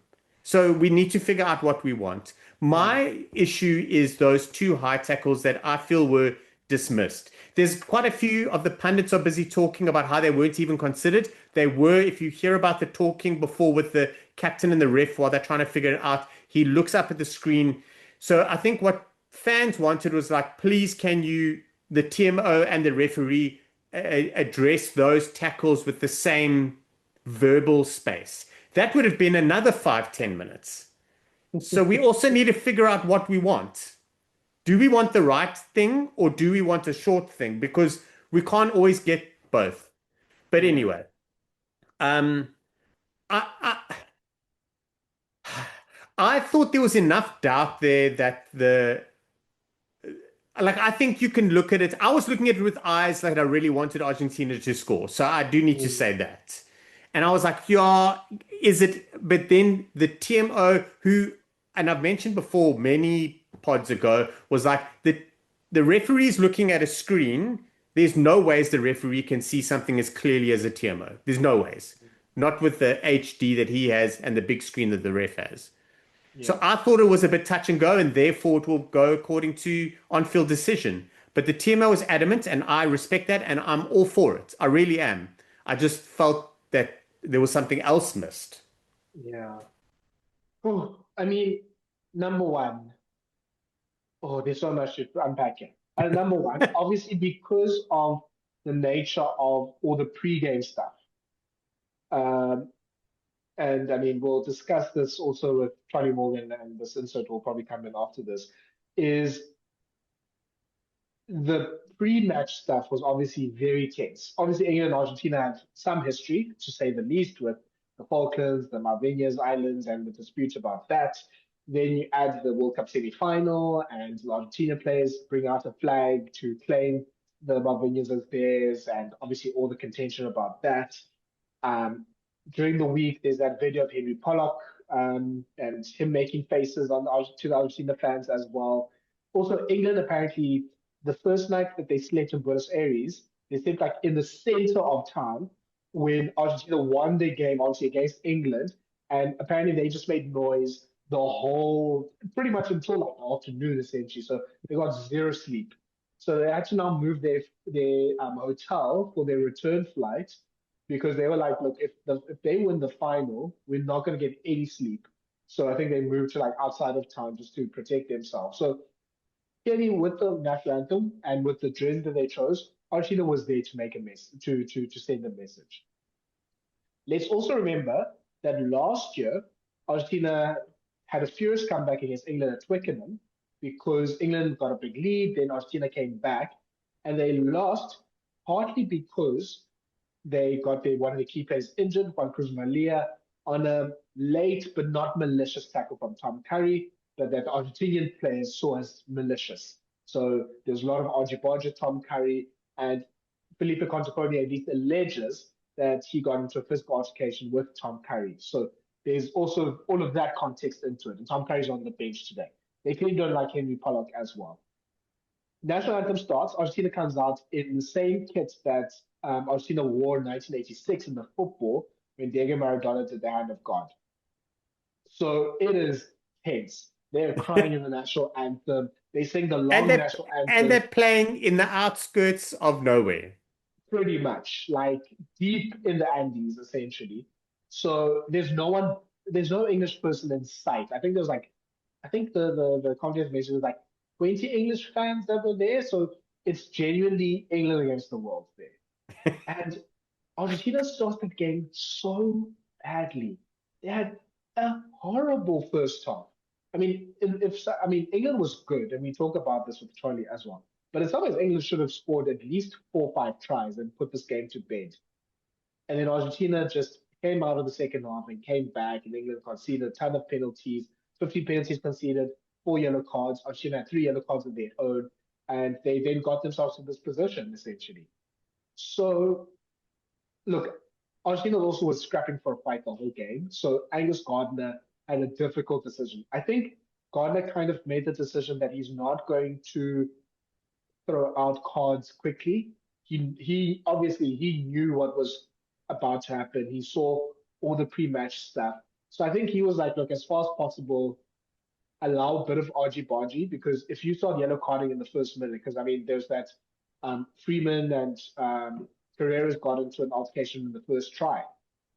There were punches. Now, I saw something on social media where someone showed that there was a couple of short jabs. There was cuck, and someone came running in to calm it down, but it was Chisholm came in to calm it down, but he's coming like a freight train, and then he's trying to play the nice guy. I was like, that's amazing. So I think Gardner was, and I guess that's kind of what you have to do in a match like this, is either going to yellow card everyone, or as far as possible try to yellow card no one for like the afters. And he sort of chose the latter, but obviously still, because of the 2 teams of discipline, there are about 7 yellow cards still issued there. So the game has this, it's sort of simmering for most of the game. It cools down when England takes a big lead. It then simmers up when Argentina sends a comeback, and everyone's like, oh, this is going to happen like the football. Then Feyi-Waboso scores, and actually this is kind of Finn Smith's fault. If he kicks that conversion, it's 60-point game. This is all done. We don't need to, like, the last 10 minutes are pretty much null and void. But he misses that freaking penalty, that conversion. Yeah, the mess with the scrums that you described. Then we have the mess with now this try. And at the end of the game, it was quite disgraceful what Argentina did. So they surrounded Gardner. Like, Albanos loses his absolute mind, throws the ball. Delguy kicks the ball away. I mean, both Delguy and Albanos at least make contact with Gardner. Like, some of it was relatively inadvertent, but they make contact. I think they should face some level of discipline for that. after the game, Contepomi storms out of his post-match conference because he says the English players are playing music too loud. He can't conduct the interview. He's asked them to turn it down. Like, sounds like an 8-year-old angry grandpa neighbor, basically, with that. Steve Borthwick says the English journalists on the negativity committee because they're focusing on the yellow card instead of this win. I mean, shout out to the Argentinian management for getting in between the players and Gardner. Gardner gets things thrown at him by the fans. Like, it is pandemonium. Like, genuinely, this was, I mean, to commemorate the Hand of God game, this almost was the perfect way to commemorate it because it was just craziness from minute 1 to 80. So, yeah, Sean, yeah, I think there's gonna be a lot of consequences for this. Like, I think genuinely there's could be a few bans or a few at least fines for Argentinian players and staff. I don't know if Albanos are gonna play many more games this year for Argentina. Like, a lot of what he did was really bad. They just lost it. They probably were a bit too wound up about this game, but it's also just I don't know what happens to Argentina. They can just be the greatest team in the world and also the worst team in the world in the same half. Absolutely. You can you I distinctly remember there was a side that I played against, which were notorious for being dirty. Mm. But we played away from home, and I was playing second team, and there wasn't too much crap in our game. And at the end of our game, they invited us for drinks, and we got cases of quarts, and we sat down and all drank together and made like buddies while we watch the first team play. Then the first team game finishes, and we think, and then afterwards they're like, "Listen, guys, you need to leave because you can't be around here too late at night." And then I was so looking forward to the return game, which was like 2 months later. And that return game, it was Dr. Jekyll and Mr. Hyde, or Mr. Hyde and Dr. Jekyll. I don't know. It was chaos, shit show. No friends, no nothing. No, it was crazy. I even looked at the one guy and I'm like, "Bud, we had drinks a couple of months ago." Anyway, he swore at me. That's what Argentina are like. That's what they're like. Like, you could have the most unbelievable time of your life, see the most amazing things, and then the next one you'll feel like you are hated. And that's what we saw. But I agree with you, there will be bans. Well, there should be. There should be more of it. There should be more made of what happened. It can't be swept under the carpet. Like, something has to come of it. Um, I forgot about that Contepomi Curry situation, but that was also a little bit disgraceful. Something went down there. And then, yeah, just not great. Not great. And well done to England for coming out of it good. But it was Yeah. nasty, man. And they were celebrating having a fat jaw. Which, fair enough. You can give. I mean, also, I mean, this. I don't think this was something that came up as much in South African media. England was in Australia last year in July, right? England alleged that there was racist abuse against their players.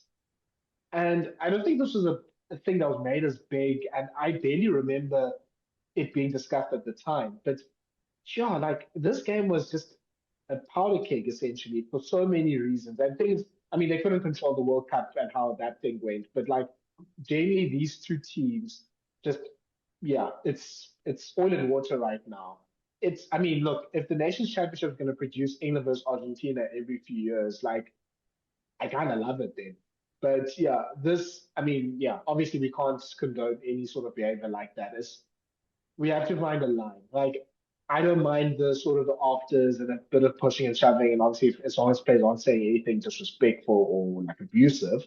But afterwards, and especially to the referee, that's too much. So yeah, honestly, really need to have a long, hard look at themselves. Like, they really should be in the top 5 in the world. They should be actually better than England right now. They have the talent, they have the ability, but they keep messing with these opportunities. So, yeah, I mean, I think it's a game where both teams kind of feel, but yeah, there's still a lot of questions because I mean, on the England side, and we talk about this, Charlie, it's just like you're very, very, very, very close to this being an absolute disaster. Yeah. Firstly, two questions, or two things. Oviedo was unbelievable again. So Of there's like course, a yes. new eighth man. He's an absolute brick machine. The other question I have, is it too soon to cancel our game in Argentina? Can we move it somewhere? We have no problems with Argentina. They love us. We love them. Donny Okay. Craven showed them how to scrum. Like, yeah, I feel like, Forgot about that. yeah, Argentina won't try those things with the Springboks. Because I was thinking about it, I was like, it's okay. I mean, obviously, historical reasons, they hate England. But pretty much everyone else, it's fine. Like, they have a bit of afters with France, but that's maybe a generation ago when the majority of their players were in the top 14. So it's a bit familiar. Italy, they have some sort of like beef with, but it's mostly fine. And the other sort of like British Irish nations, it seems like they're mostly fine with them. I think it's just England. I think we're fine, basically. I don't think there'll be any problems with South Until they Africa. double down. Until they double down and be like, oh, World Rugby did nothing. We're going to show you. Yeah, so maybe we don't send the best team for this game in Buenos Aires, Ben. But yeah, I think we should be fine. Sean, let's quickly talk about New Zealand versus Ireland. Yeah, like I said, New Zealand won 42 20 and 21, 40-21, I should say. And especially those first 30 minutes, they really put together some really good rugby. And I wasn't a full believer of Dave Rennie after the France game. I was like, I mean, it's a second team France team. This is starting to sort of pull me towards like, okay, something is happening here. Yeah, it's been quite interesting. It's a very, very short period to be working on things, but I mean, it's important Mhm. that he comes in and makes a difference. And I think it's quite important that the team and the fans see that something is changing and happening. And you obviously hope for wins to come with it. But if he didn't put this performance in, he could still be like, listen, guys, we've got work to do, and everyone will be okay with it. I mean, he's just started. I did not see this coming. Like Mm. Ireland were nowhere. New Zealand were how good New Zealand were, Ireland were that bad, and Yeah. it was great. Kuntpa was outstanding. I'm loving the loose trio of New Zealand. Like I like their vibes. Their locks are doing well. Very inexperienced. And yeah, they're looking good at the moment. I do think they're a little bit vulnerable in a few places, as Mm. like it's painted over the cracks. Those cracks are still there.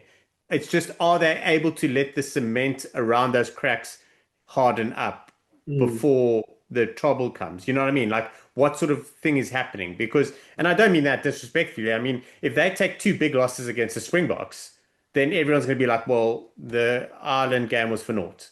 So Mm. I think like everyone does need to just chill a little bit. I think they are going to be a little bit more competitive, which I'm happy for. And my team hot take for the All Blacks, like I was about South Africa going great guns, is I strongly believe that the All Blacks are always very strong and competitive when Australia are competitive because they play them all the time. They play them in Super Rugby all the time, even when we win Super Rugby, but they also play them 4 times a year in the Bledisloe, or three Mm. times, four, can't remember. Anyway, they play, Australia and New Zealand play each other in one way, shape, or form a lot. And Australia need the Wallabies, sorry, the All Blacks need the Wallabies to be strong in order for the All Blacks to be strong. I think that this four-match tour has come at the absolute best time for New Zealand so they can sharpen themselves against a top side, which will Mm. help them next year. I do believe that. But that's why I'm also interested to see what Rassie does and how Yeah. he manages things because, yeah. So, but I think New Zealand are going to be going full strength for every single test match that they can and just build on everything. That's what they've got to do. They've got to have their 23 or their 28 players and they're just got to do some layers, layers, even Yeah. if you lose and move forward. Yeah. Yeah, I mean, it'll be interesting to see how they approach this RGR tour because obviously they're going to take, I think, a squad of 45, 46. And I think it's something we need to sort of start investigating is what kind of teams are the Stormers, Bulls, Lions, and Sharks going to produce? Is it going to be close to Curry Cup level or the URC players going to come back? Because if it's close to Curry Cup level, goodness, it's not going to be much to learn from there. But obviously, there'll be the games where some of the players that haven't gotten a game now will get games. So I think they have a lot of questions at 9. I think 13 is still up in the air between Tupaia and Proctor, and maybe Rikiani is back in the mix there. They've found some wings, and Werby's been really good in these last 2 tests. Caleb Clark, I think, will still be really good. He's so good under the high ball now. The forwards, I'm still not a fan of Luke Jacobson, but if New Zealand wants people that can clear rucks, Luke Jacobson can clear rucks, legally and illegally. I think Jacobson is so vital for them because of that head down glue work he does. I really think he is huge for them. He could be that missing piece, that piece that everyone is happy to lose until the puzzle's finished, and then you've got a hole in the middle, and then you're like, oh shit, what's going on? So I think he's quite important. They need someone like that to just really head down, follow through. Yeah, I mean, I get it, but I'm also like, I feel like it's still not the right way, but you know what, it's fine. But yeah, like him, Lord, Tupelotu, Darry. I mean, Holland is also the same when he comes back eventually, and Barrett. They just put shoulder to, like chest, sometimes face, and they clear you out in a rack. So I think if New Zealand's going to basically be like, we're going to play the quickest rugby in the world, essentially, which just seems like kind of what Rainey's trying to do. I think that'll be an interesting challenge for the Springboks, and maybe that's the sort of the unique selling point that they're going to bring to the next year or two. I just want to quickly talk about that card situation. I'm going to talk. Can I quickly talk about these 3 moments of foul play? So I just want to say that what I've forgotten his name. We were just talking about him. Parker. Jacobson. I don't know why I want to call him Parker. Anyway, Jacobson has come in, and I absolutely can understand how the officials got to where they got with that mitigation. Like, I can see it. You're kind of guessing that he's going to make direct head contact without an attempted wrap, because I really do feel that he is attempting to wrap, but at what point is that arm going to be when he makes contact? You can't really tell. So I do think that there's mitigation there. However, he's coming from the side and he has gone off his feet, but he's also gone off his feet because Ryan is there. There's enough there, but I almost feel like I'm kind of justifying when I never like to. But I do kind of see it. What I will say is, for a long time, and it's pissed me off, is attacking ruckers, entering the ruck, cleaning players from the side. I honestly, if the officials, if World Rugby knuckle down on side entry of attacking players, it would change everything. Because firstly, there'd be more turnovers and penalties. So I don't know if they want that or not. I don't know. They need to figure it out. But the amount of attacking players that come in from a side angle is ludicrous. So I can see where they got, but I can totally see the other side of the coin. But you don't want to be guessing. You kind of need to deal with the facts. Then Sam Prendergast. That is 100% a yellow card for that intentional knockdown at the ruck when New Zealand were playing. That's a cynical yellow card. Quintupai, 100% a yellow card. Okay? That is not, you are not in a realistic position to catch the ball. He's gone for a one-handed, they're like scooping, and I couldn't give a shit. His tag burn has got outside him. Okay? He shot up for that. Not to intercept. He shot up for that because he's going to get done. So, like, he's gone there to interfere with that pass, not to go and score a try, if you understand what I'm saying. So he's gone there to spoil the attack. He's got it wrong, and I believe that there was a line break, and therefore that's a yellow card. So the fact that it was a intentional knock-on and a penalty is normal. The yellow card comes with if they believe there was a line break, and they said there wasn't, and I don't see how they couldn't see that. I don't know if Byrne was too close, and they figured, nah. Anyway, so those are the 3 controversial moments. Yeah, I just don't, like, okay, you know what, if it's just I don't understand how those calls are made consistently with all the stuff that we do in rugby week to week. Like that clean up by Jackson is usually at least a 20-minute rate. The I don't even know, the diving Dante Rose catch by Quinn Tupaia is usually seen as a yellow card. Like this is what, and even now with the Angus Gardner thing, like with the seatbelt tackle, like pretty much every other time. I don't know if I mean, it's two Australian refs. They usually reference Super Rugby. I don't want to put two and two together if they maybe are confused as to like the laws there. But that's what frustrates me. Like 50-50s or 50-50s. Like we can, those are sort of open to interpretation. These feel like we've agreed for a few years now. These are yellows or reds or whatever the case is. And now it's like, well, not really. And it's just like, but why? I don't understand now why we're sort of backtracking from that. So I think that's my frustration with all three of those calls. I mean, Ireland has some level of argument with that because they were kind of coming back into the game. So those cards were different. That could have offered them a way in. Obviously, don't be 4 tries down is probably the best recommendation for them. But it is something that, yeah, it does affect the game for them. Yeah, no, for sure, for sure. So I'm very interested to see how this thing pans out with the All Blacks and this no kicking situation, um, because Surely they're keeping something back. They surely aren't they going to come South kicked Africa and not more. kick. They kicked more against Ireland, and they played the best game the whole year. Case Yeah. closed. I mean, it's I not that mean, simple, but it's that yeah. simple. I kind of can see them trying to do helter-skelter rugby in Joburg and Soweto, and sort of knowing that the South Africa will also fall into the trap of doing helter-skelter and kind of tricking them like the Aussies do. And look, Dave Rennie has some history of doing that to South Africa and tricking them into a game plan that they don't want and getting wins against us. So I could see that working, but I don't think long term this is the New Zealand. I don't think they're Scotland. Like Scotland has the attack to do that. New Zealand kind of does, but not really. Just kick, and you have 3 to 4 of the best kickers in the world with Roy Gard, Geordie Barrett, D-Mac or Bowden, whoever you played 15, and Ruben Love is not so bad himself. So just kick, guys, please.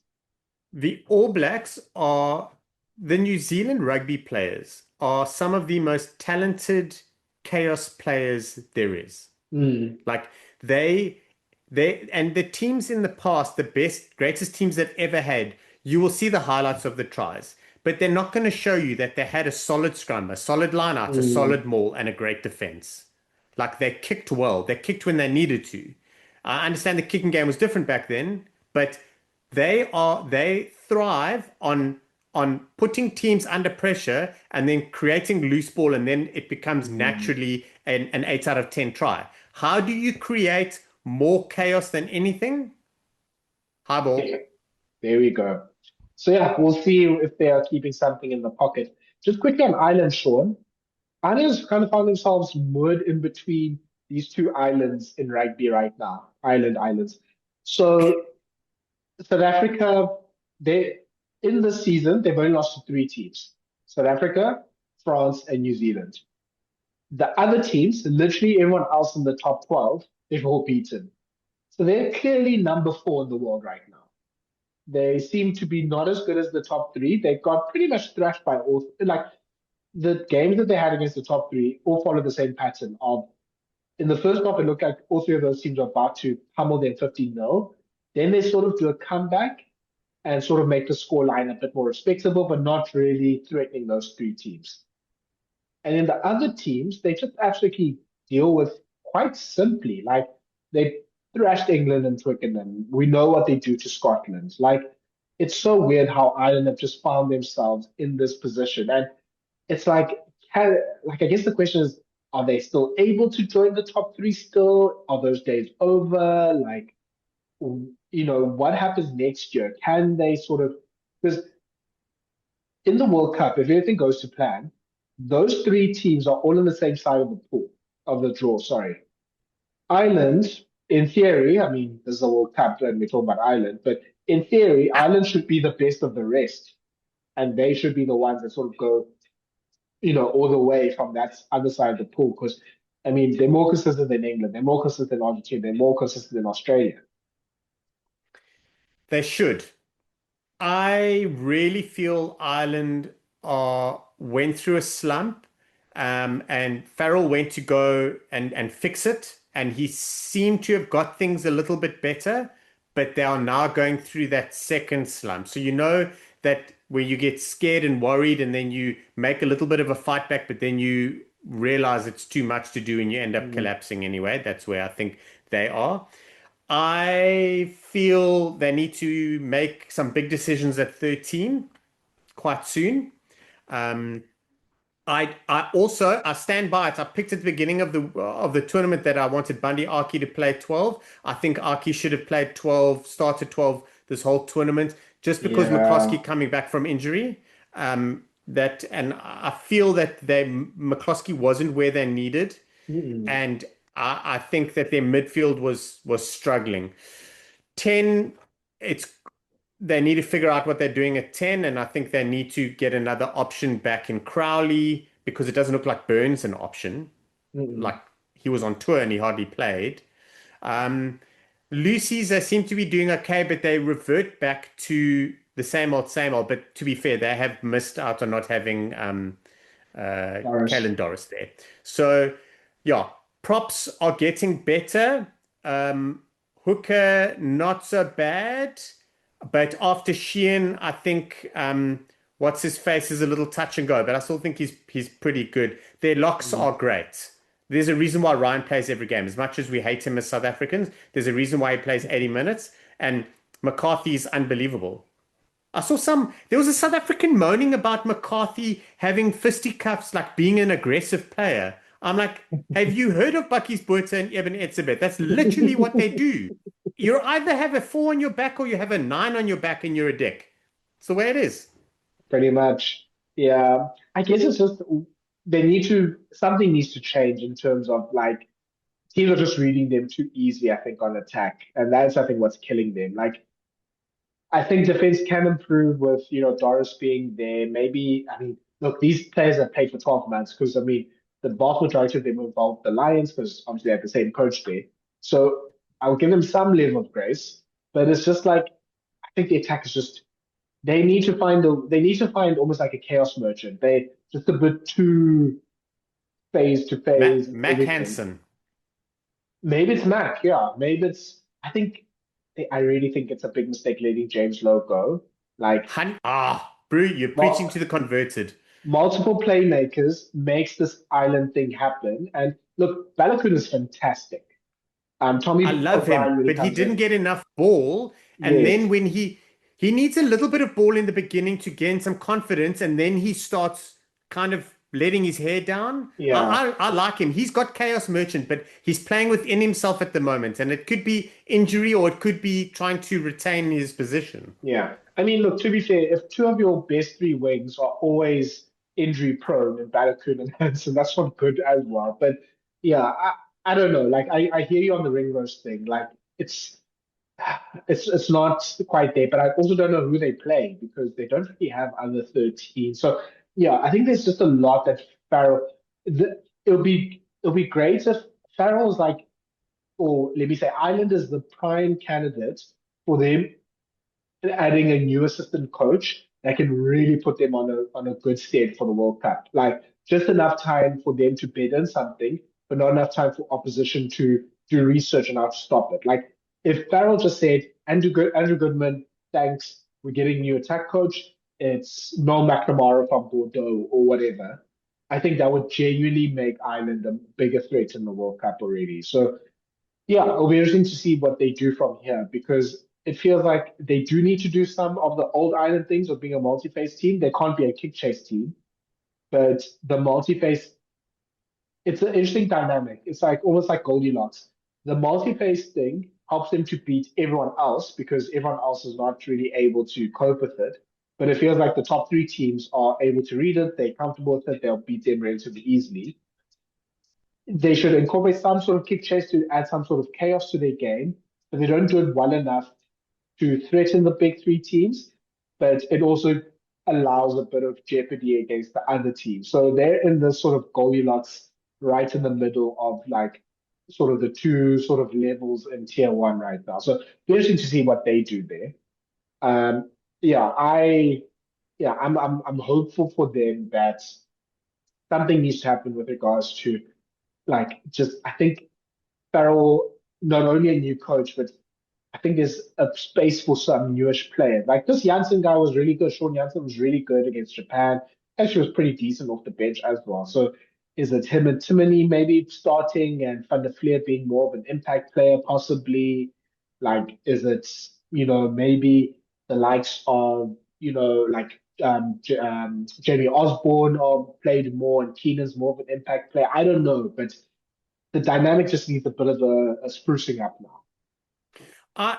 I think that they need to have Doris or Conan at 8, and then they mustn't have Doris and Conan both playing in the same starting lineup. Yeah. So they need to do that. That will allow them to have another loose forward, which they're going to have to work on for the time being. Who do they want to do? I've never seen them really venture into putting like a McCarthy there, like many of the other sides have done. So they're going to have to look at someone new.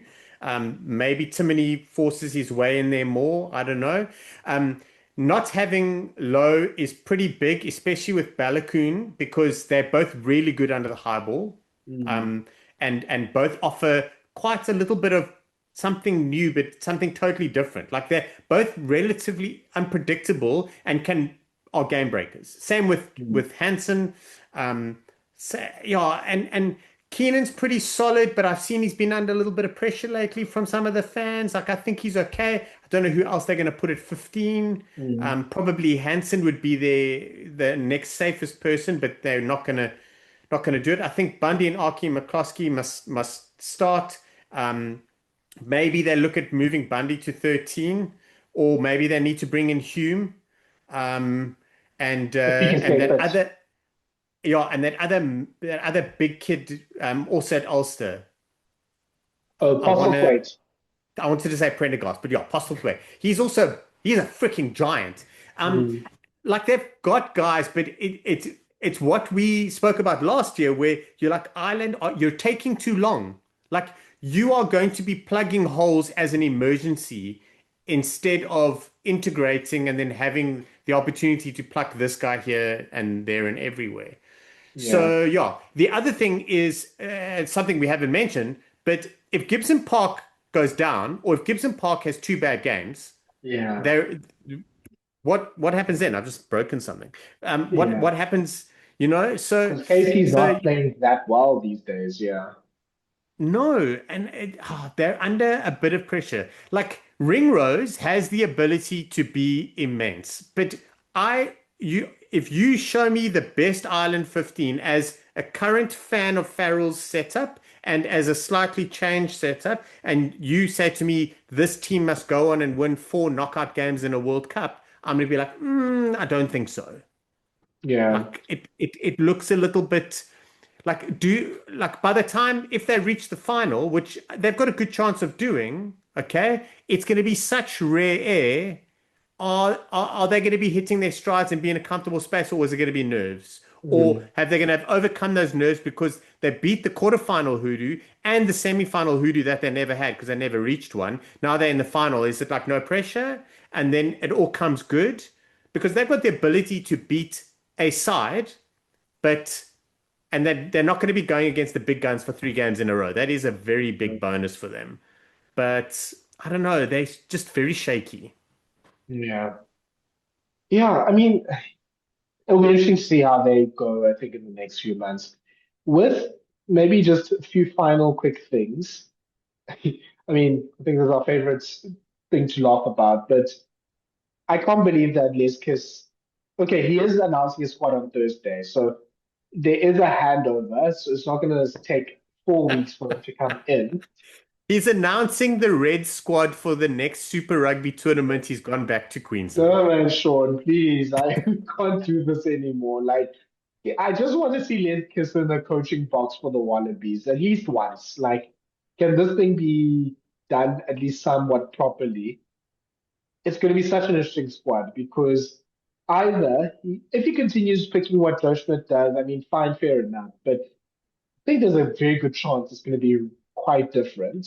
Like Salakai Lotto, who's obviously a key player for him in the Reds, who just Joe Schmidt just doesn't rate, then becomes a key player for the Wallabies. Like, I just don't understand how this thing was bungled up because this was sold to us as Kiss and Schmidt are tight. They're going to hand over nicely. It's going to not, they're not going to even notice anything. Kiss is going to be like integrated to the team. And now it feels like Les Kiss is just coming in from like another planet and just being dropped into this job. Watching the last test match from the nosebleeds with tickets he had to pay for out of his own pocket. Maybe the Wallabies, are they still with Essex? They are, eh? Yes, Maybe Essex hasn't made a trucker cap for Les yet. So that's kind of the moment where there's like, maybe. listen, give me a flat peak. Um, yeah, like he's going to bring in Salakai Loto and he's going to be the leading lineout winner for them in the next two games just to really tell Joe. Or is Joe going to overrule that? Because Joe's Les's boss still. Don't forget that.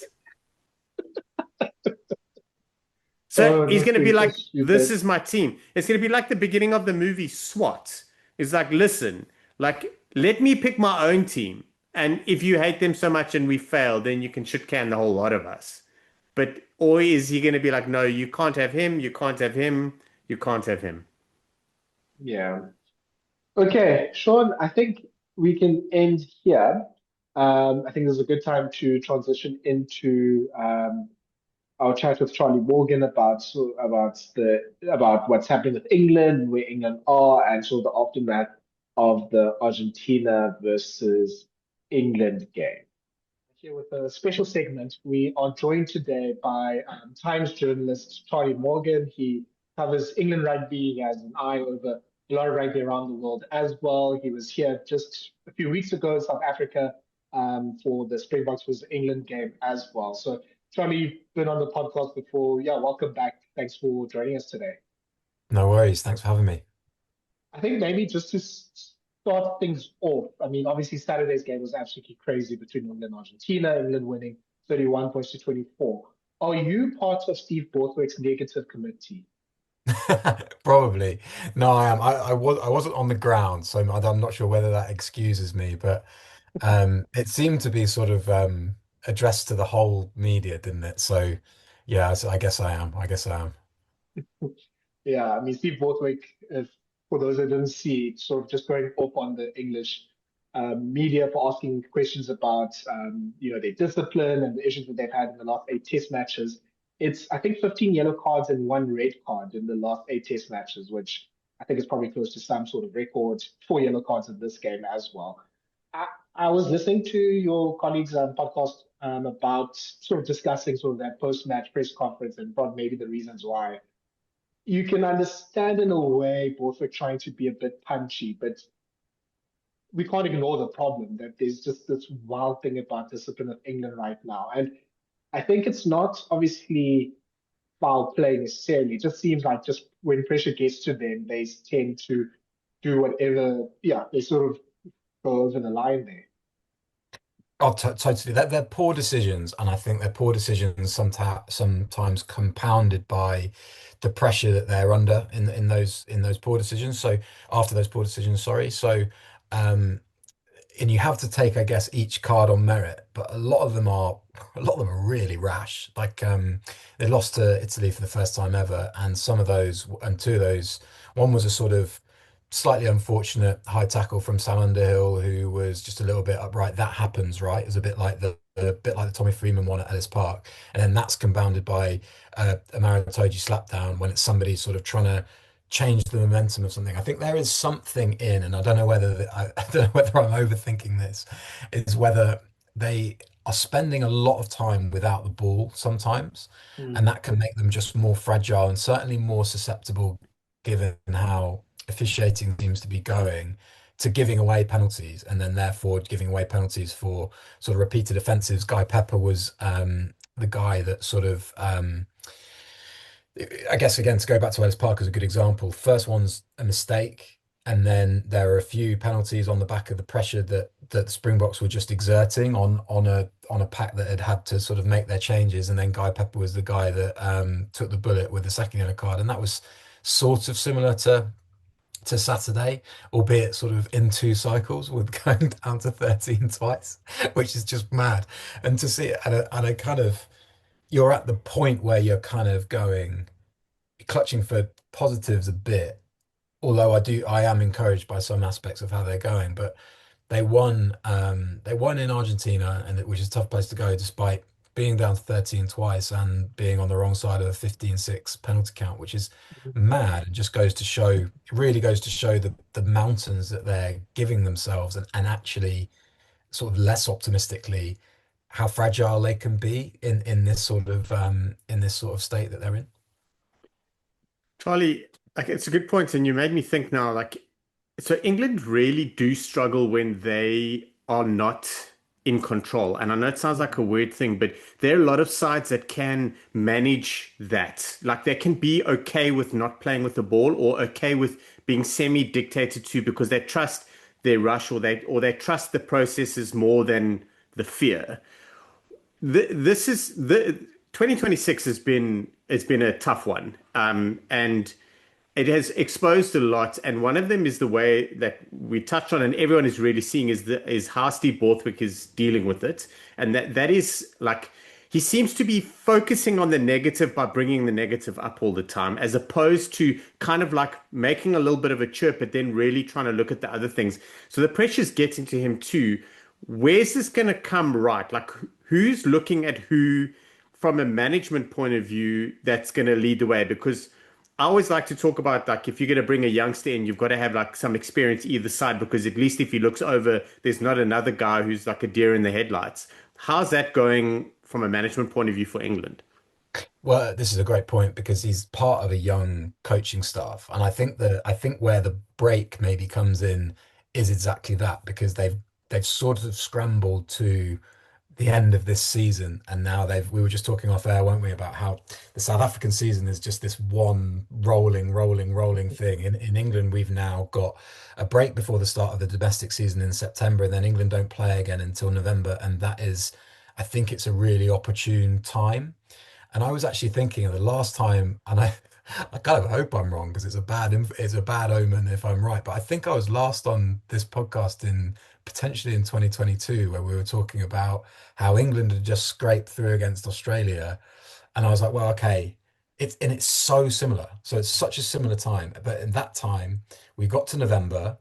Eddie Jones didn't get over the line in the first game of the November series against Argentina. They lost by a point. And if I remember rightly, their scrum sort of creaked, and they gave away a few penalties at the end of that game. I think Buffelli kicked a ton of penalties. Yeah. Twickenham crowd started booing. The executives above Eddie Jones go, oh, maybe that's time. And then it was. They lost you'll remember South Africa came to Twickenham and were more dominant than I think it ended up. I think they ended up winning by 15 points or so, but it was more dominant than that, really. It was sort of one of those which have become quite familiar, to be honest, where you're watching the Springboks go. It's like they're holding England. England are kind of swinging, but they're just always like the little. I've got two boys, and it's like my 5-year-old sort of keeping the 3-year-old at arm's length. It's kind of one of those games, basically. And that was the end for Eddie Jones. I feel like it's similar. I do feel that England are in a better place to kick on. And this is one of these things with Steve Borthwick's messaging. He hammers home points because I think sometimes they don't. I think sometimes maybe there are points that are kind of where you go, yeah, no, that's right. And one of them that he's making quite a lot is the age and experience profile of this team. There are a lot of players with 30 caps or fewer. So Tommy Freeman just reached 30 caps. There are a lot of players below him, sort of 7, 8 players who are regulars now, but they're regulars without being able to call them veterans. So that means two things. It means one, that you have to dot around players like Jamie George, Tom Curry, Luke Cowan-Dickey, Ellis Genge, Henry Slade, to bolster that to your point, Shaun. But it also means that you're probably susceptible while these players who make up a big portion of the team, while these players are just learning in new, difficult environments that test matches are. So I think I've actually been, I wrote a piece today, or writing a piece today that will go live this week at some point, but where I actually feel that the regeneration of their squad is in a decent spot. But because they're not doing it in a position of strength like South Africa are, they are liable to these sort of really fragile moments, and Mm. those fragile moments are happening. It just so happened on Saturday that in a wild one they managed to just about get over the line. But you're right, it is a very interesting situation that is very reminiscent of 2022 in a lot of ways. But as I said, I just feel like because of the age profile there, they should really keep improving. But this Mm. November does feel very important. Yeah.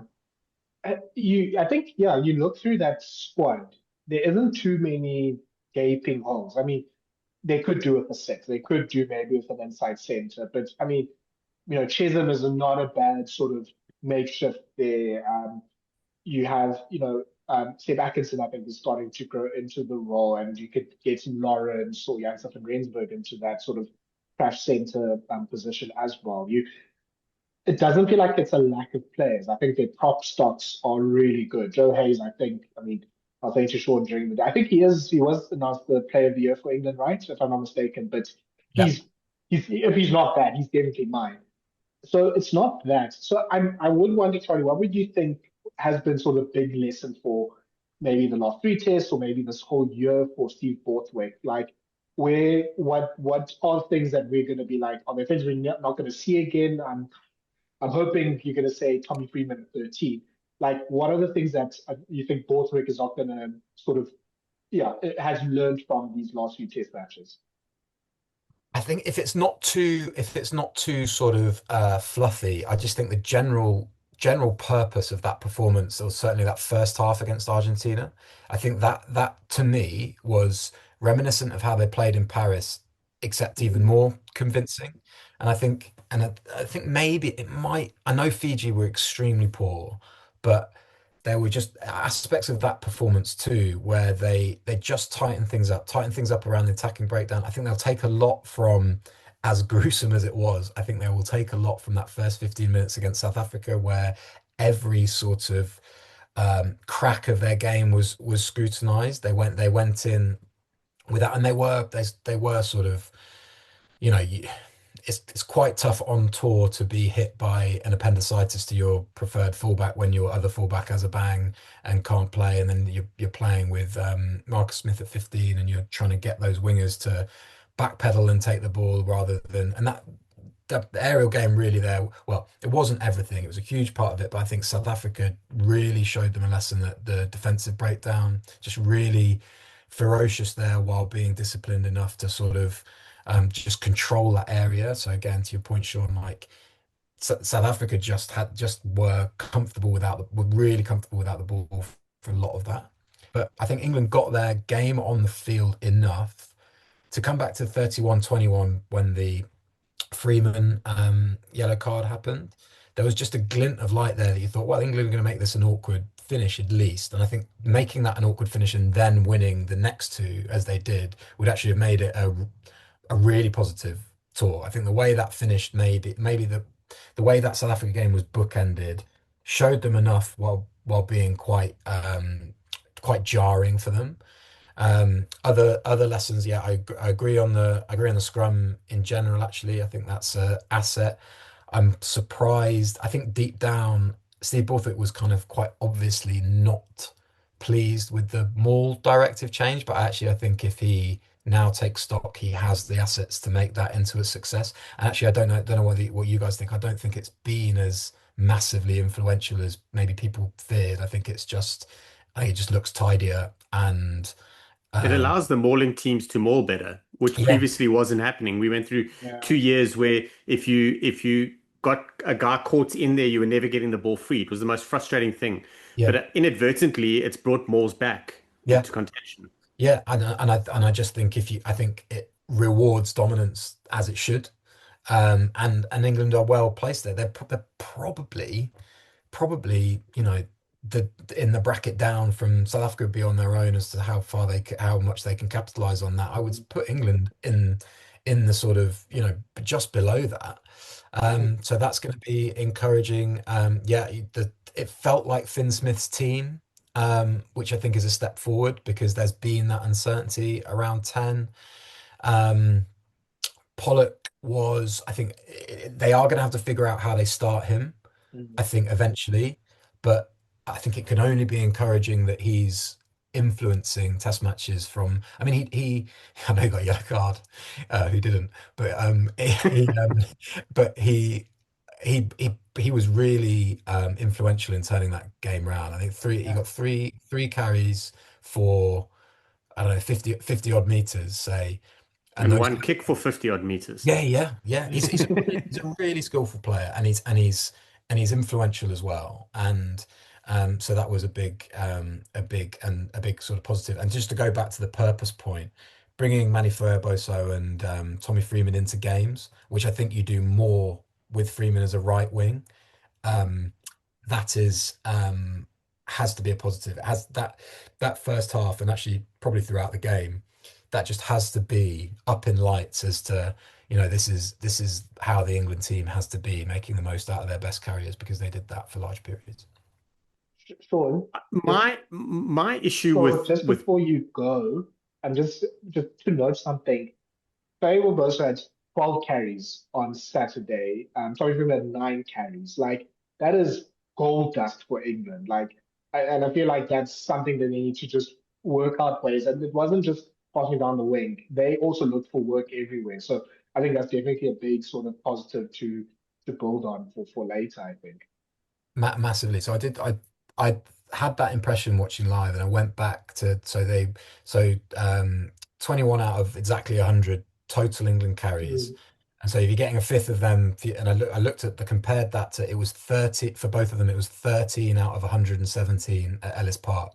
So mm, far fewer. And Freeman's, a lot of them were, you'll remember, just being sent up into crowded midfields off line out plays and things like that, which, if you've got other players to do that, I think you let them do that, and you let Tommy Freeman have a bit more room to breathe. I certainly think that, yeah, that was absolutely a big lesson.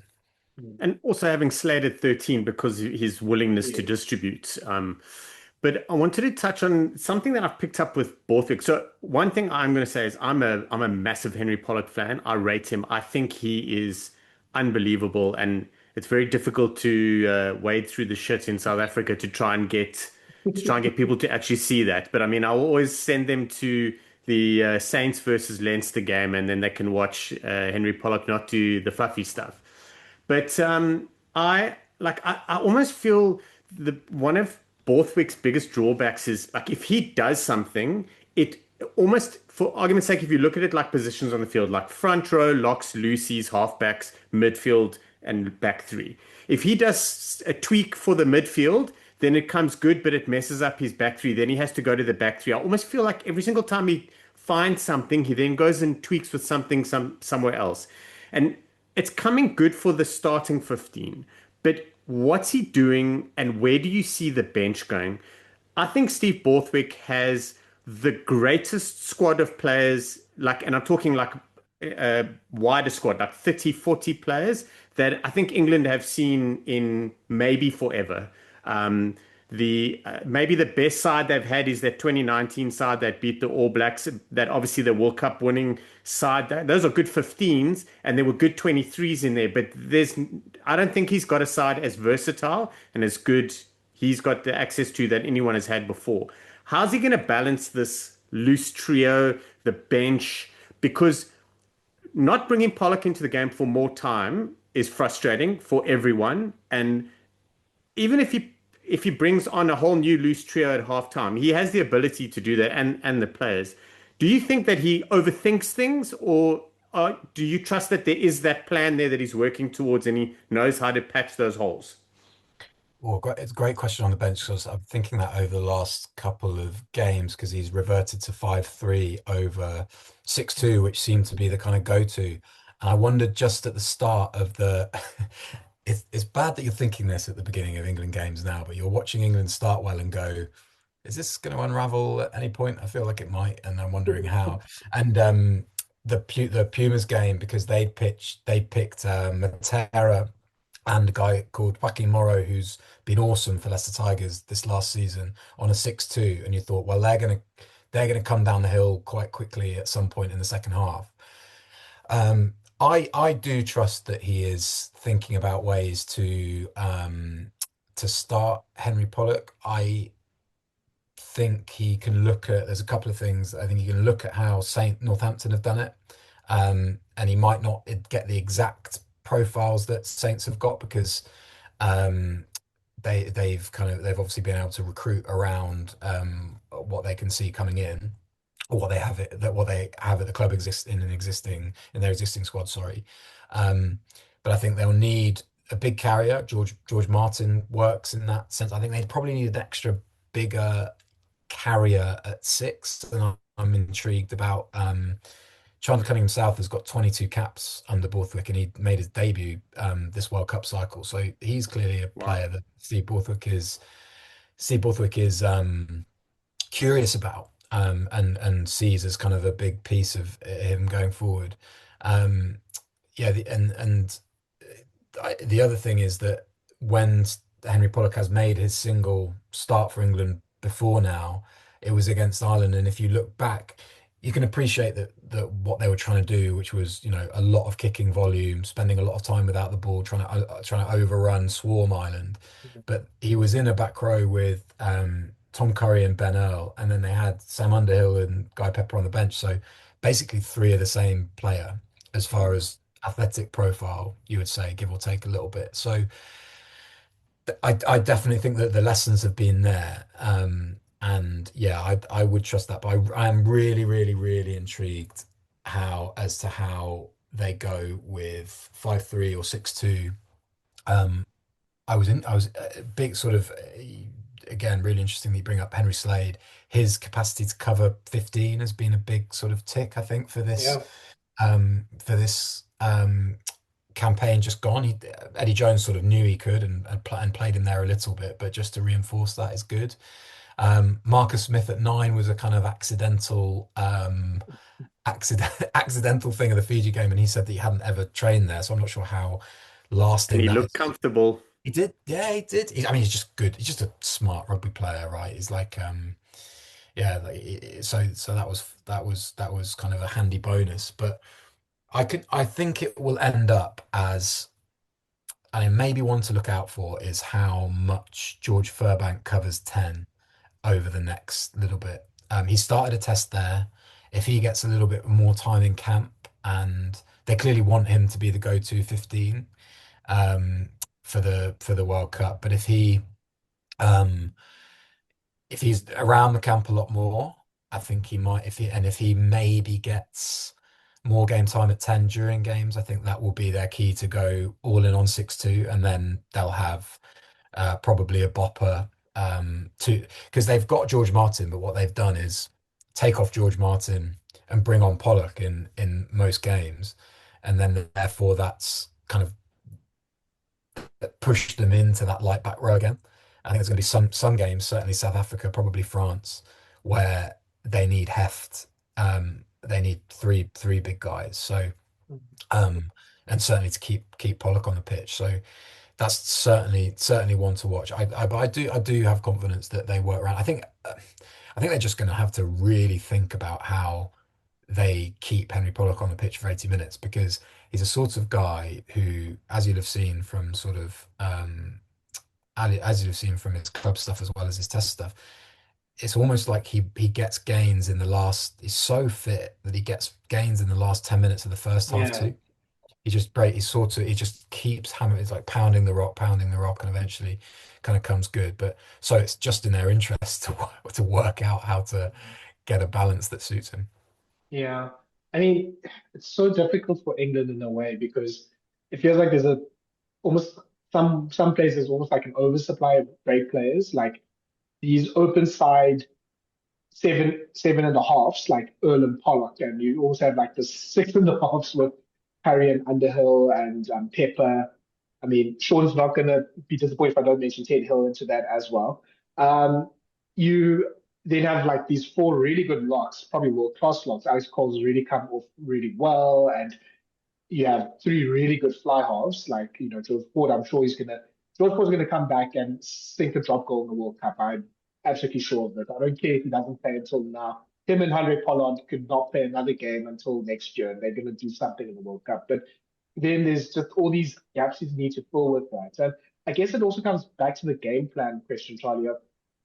There was so much success with the kick chase game plan and sort of building on that. And then it kind of felt like Borthwick and England were moving away from that. And even in this game this weekend, there was some key strategy. It was a bit more varied, but definitely wasn't what it was this time last year. So is England trying to be, are they going to be a more multi-phase team? Are they a ball in hand team? Are they a kicking team? Are they a mix of all of these things? Does it kind of depend on the day? Because it felt like even with the Six Nations, that once that Scotland loss happened, or that first burst of tries from Scotland, they always just immediately abandoned the kicking game.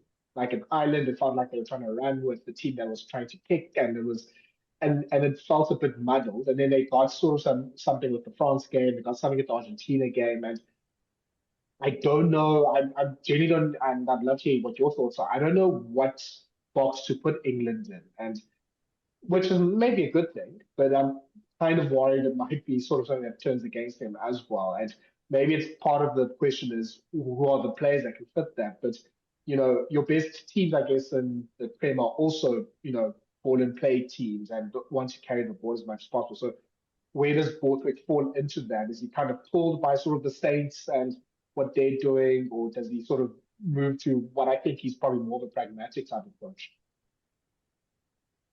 I think he will be, and it was a real zinger from Razzie Erasmus, wasn't it? That he was a guy that chases trends, kind of Yeah.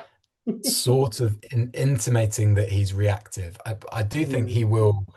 Well, I know for sure that he'll think about because the big shift really in selection since things have kind of because I was I don't know, was I shocked? Yeah, I think I probably was shocked at the kind of bubbling ill feeling towards the team that only took one loss to come out.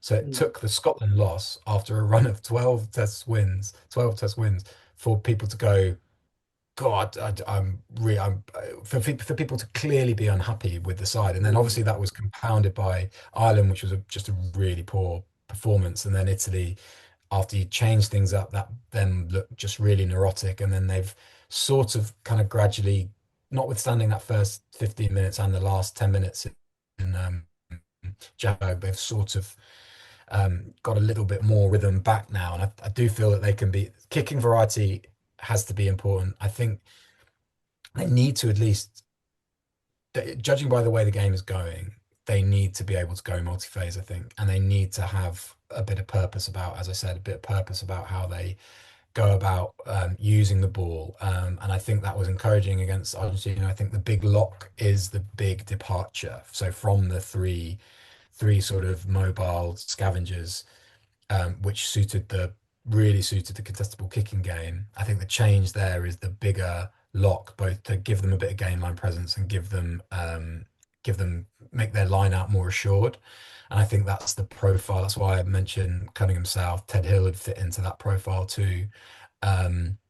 So that's where I'd see as where they're going and where I think they'll have to be all in from now to the World Cup. What I'm interested in is you guys will have seen, I'm sure, the New Zealand Ireland game and how the breakdown was officiated there, and just how it was like the Jacqueline contest was basically taken out of it. I think that will actually be the high watermark, I'm fairly sure, and we will come back to a sort of a little bit of more leniency towards the defensive team there. And I think that's where England will have to find a balance. I think Maritoji is clearly a big player there, and very important to sort of come down. And that actually should help them with that discipline as well, because I think spending less time on defense, if you've got a team that can, if you can team that win the ball back quickly or more quickly, then you're going to be, absorbing less pressure theoretically.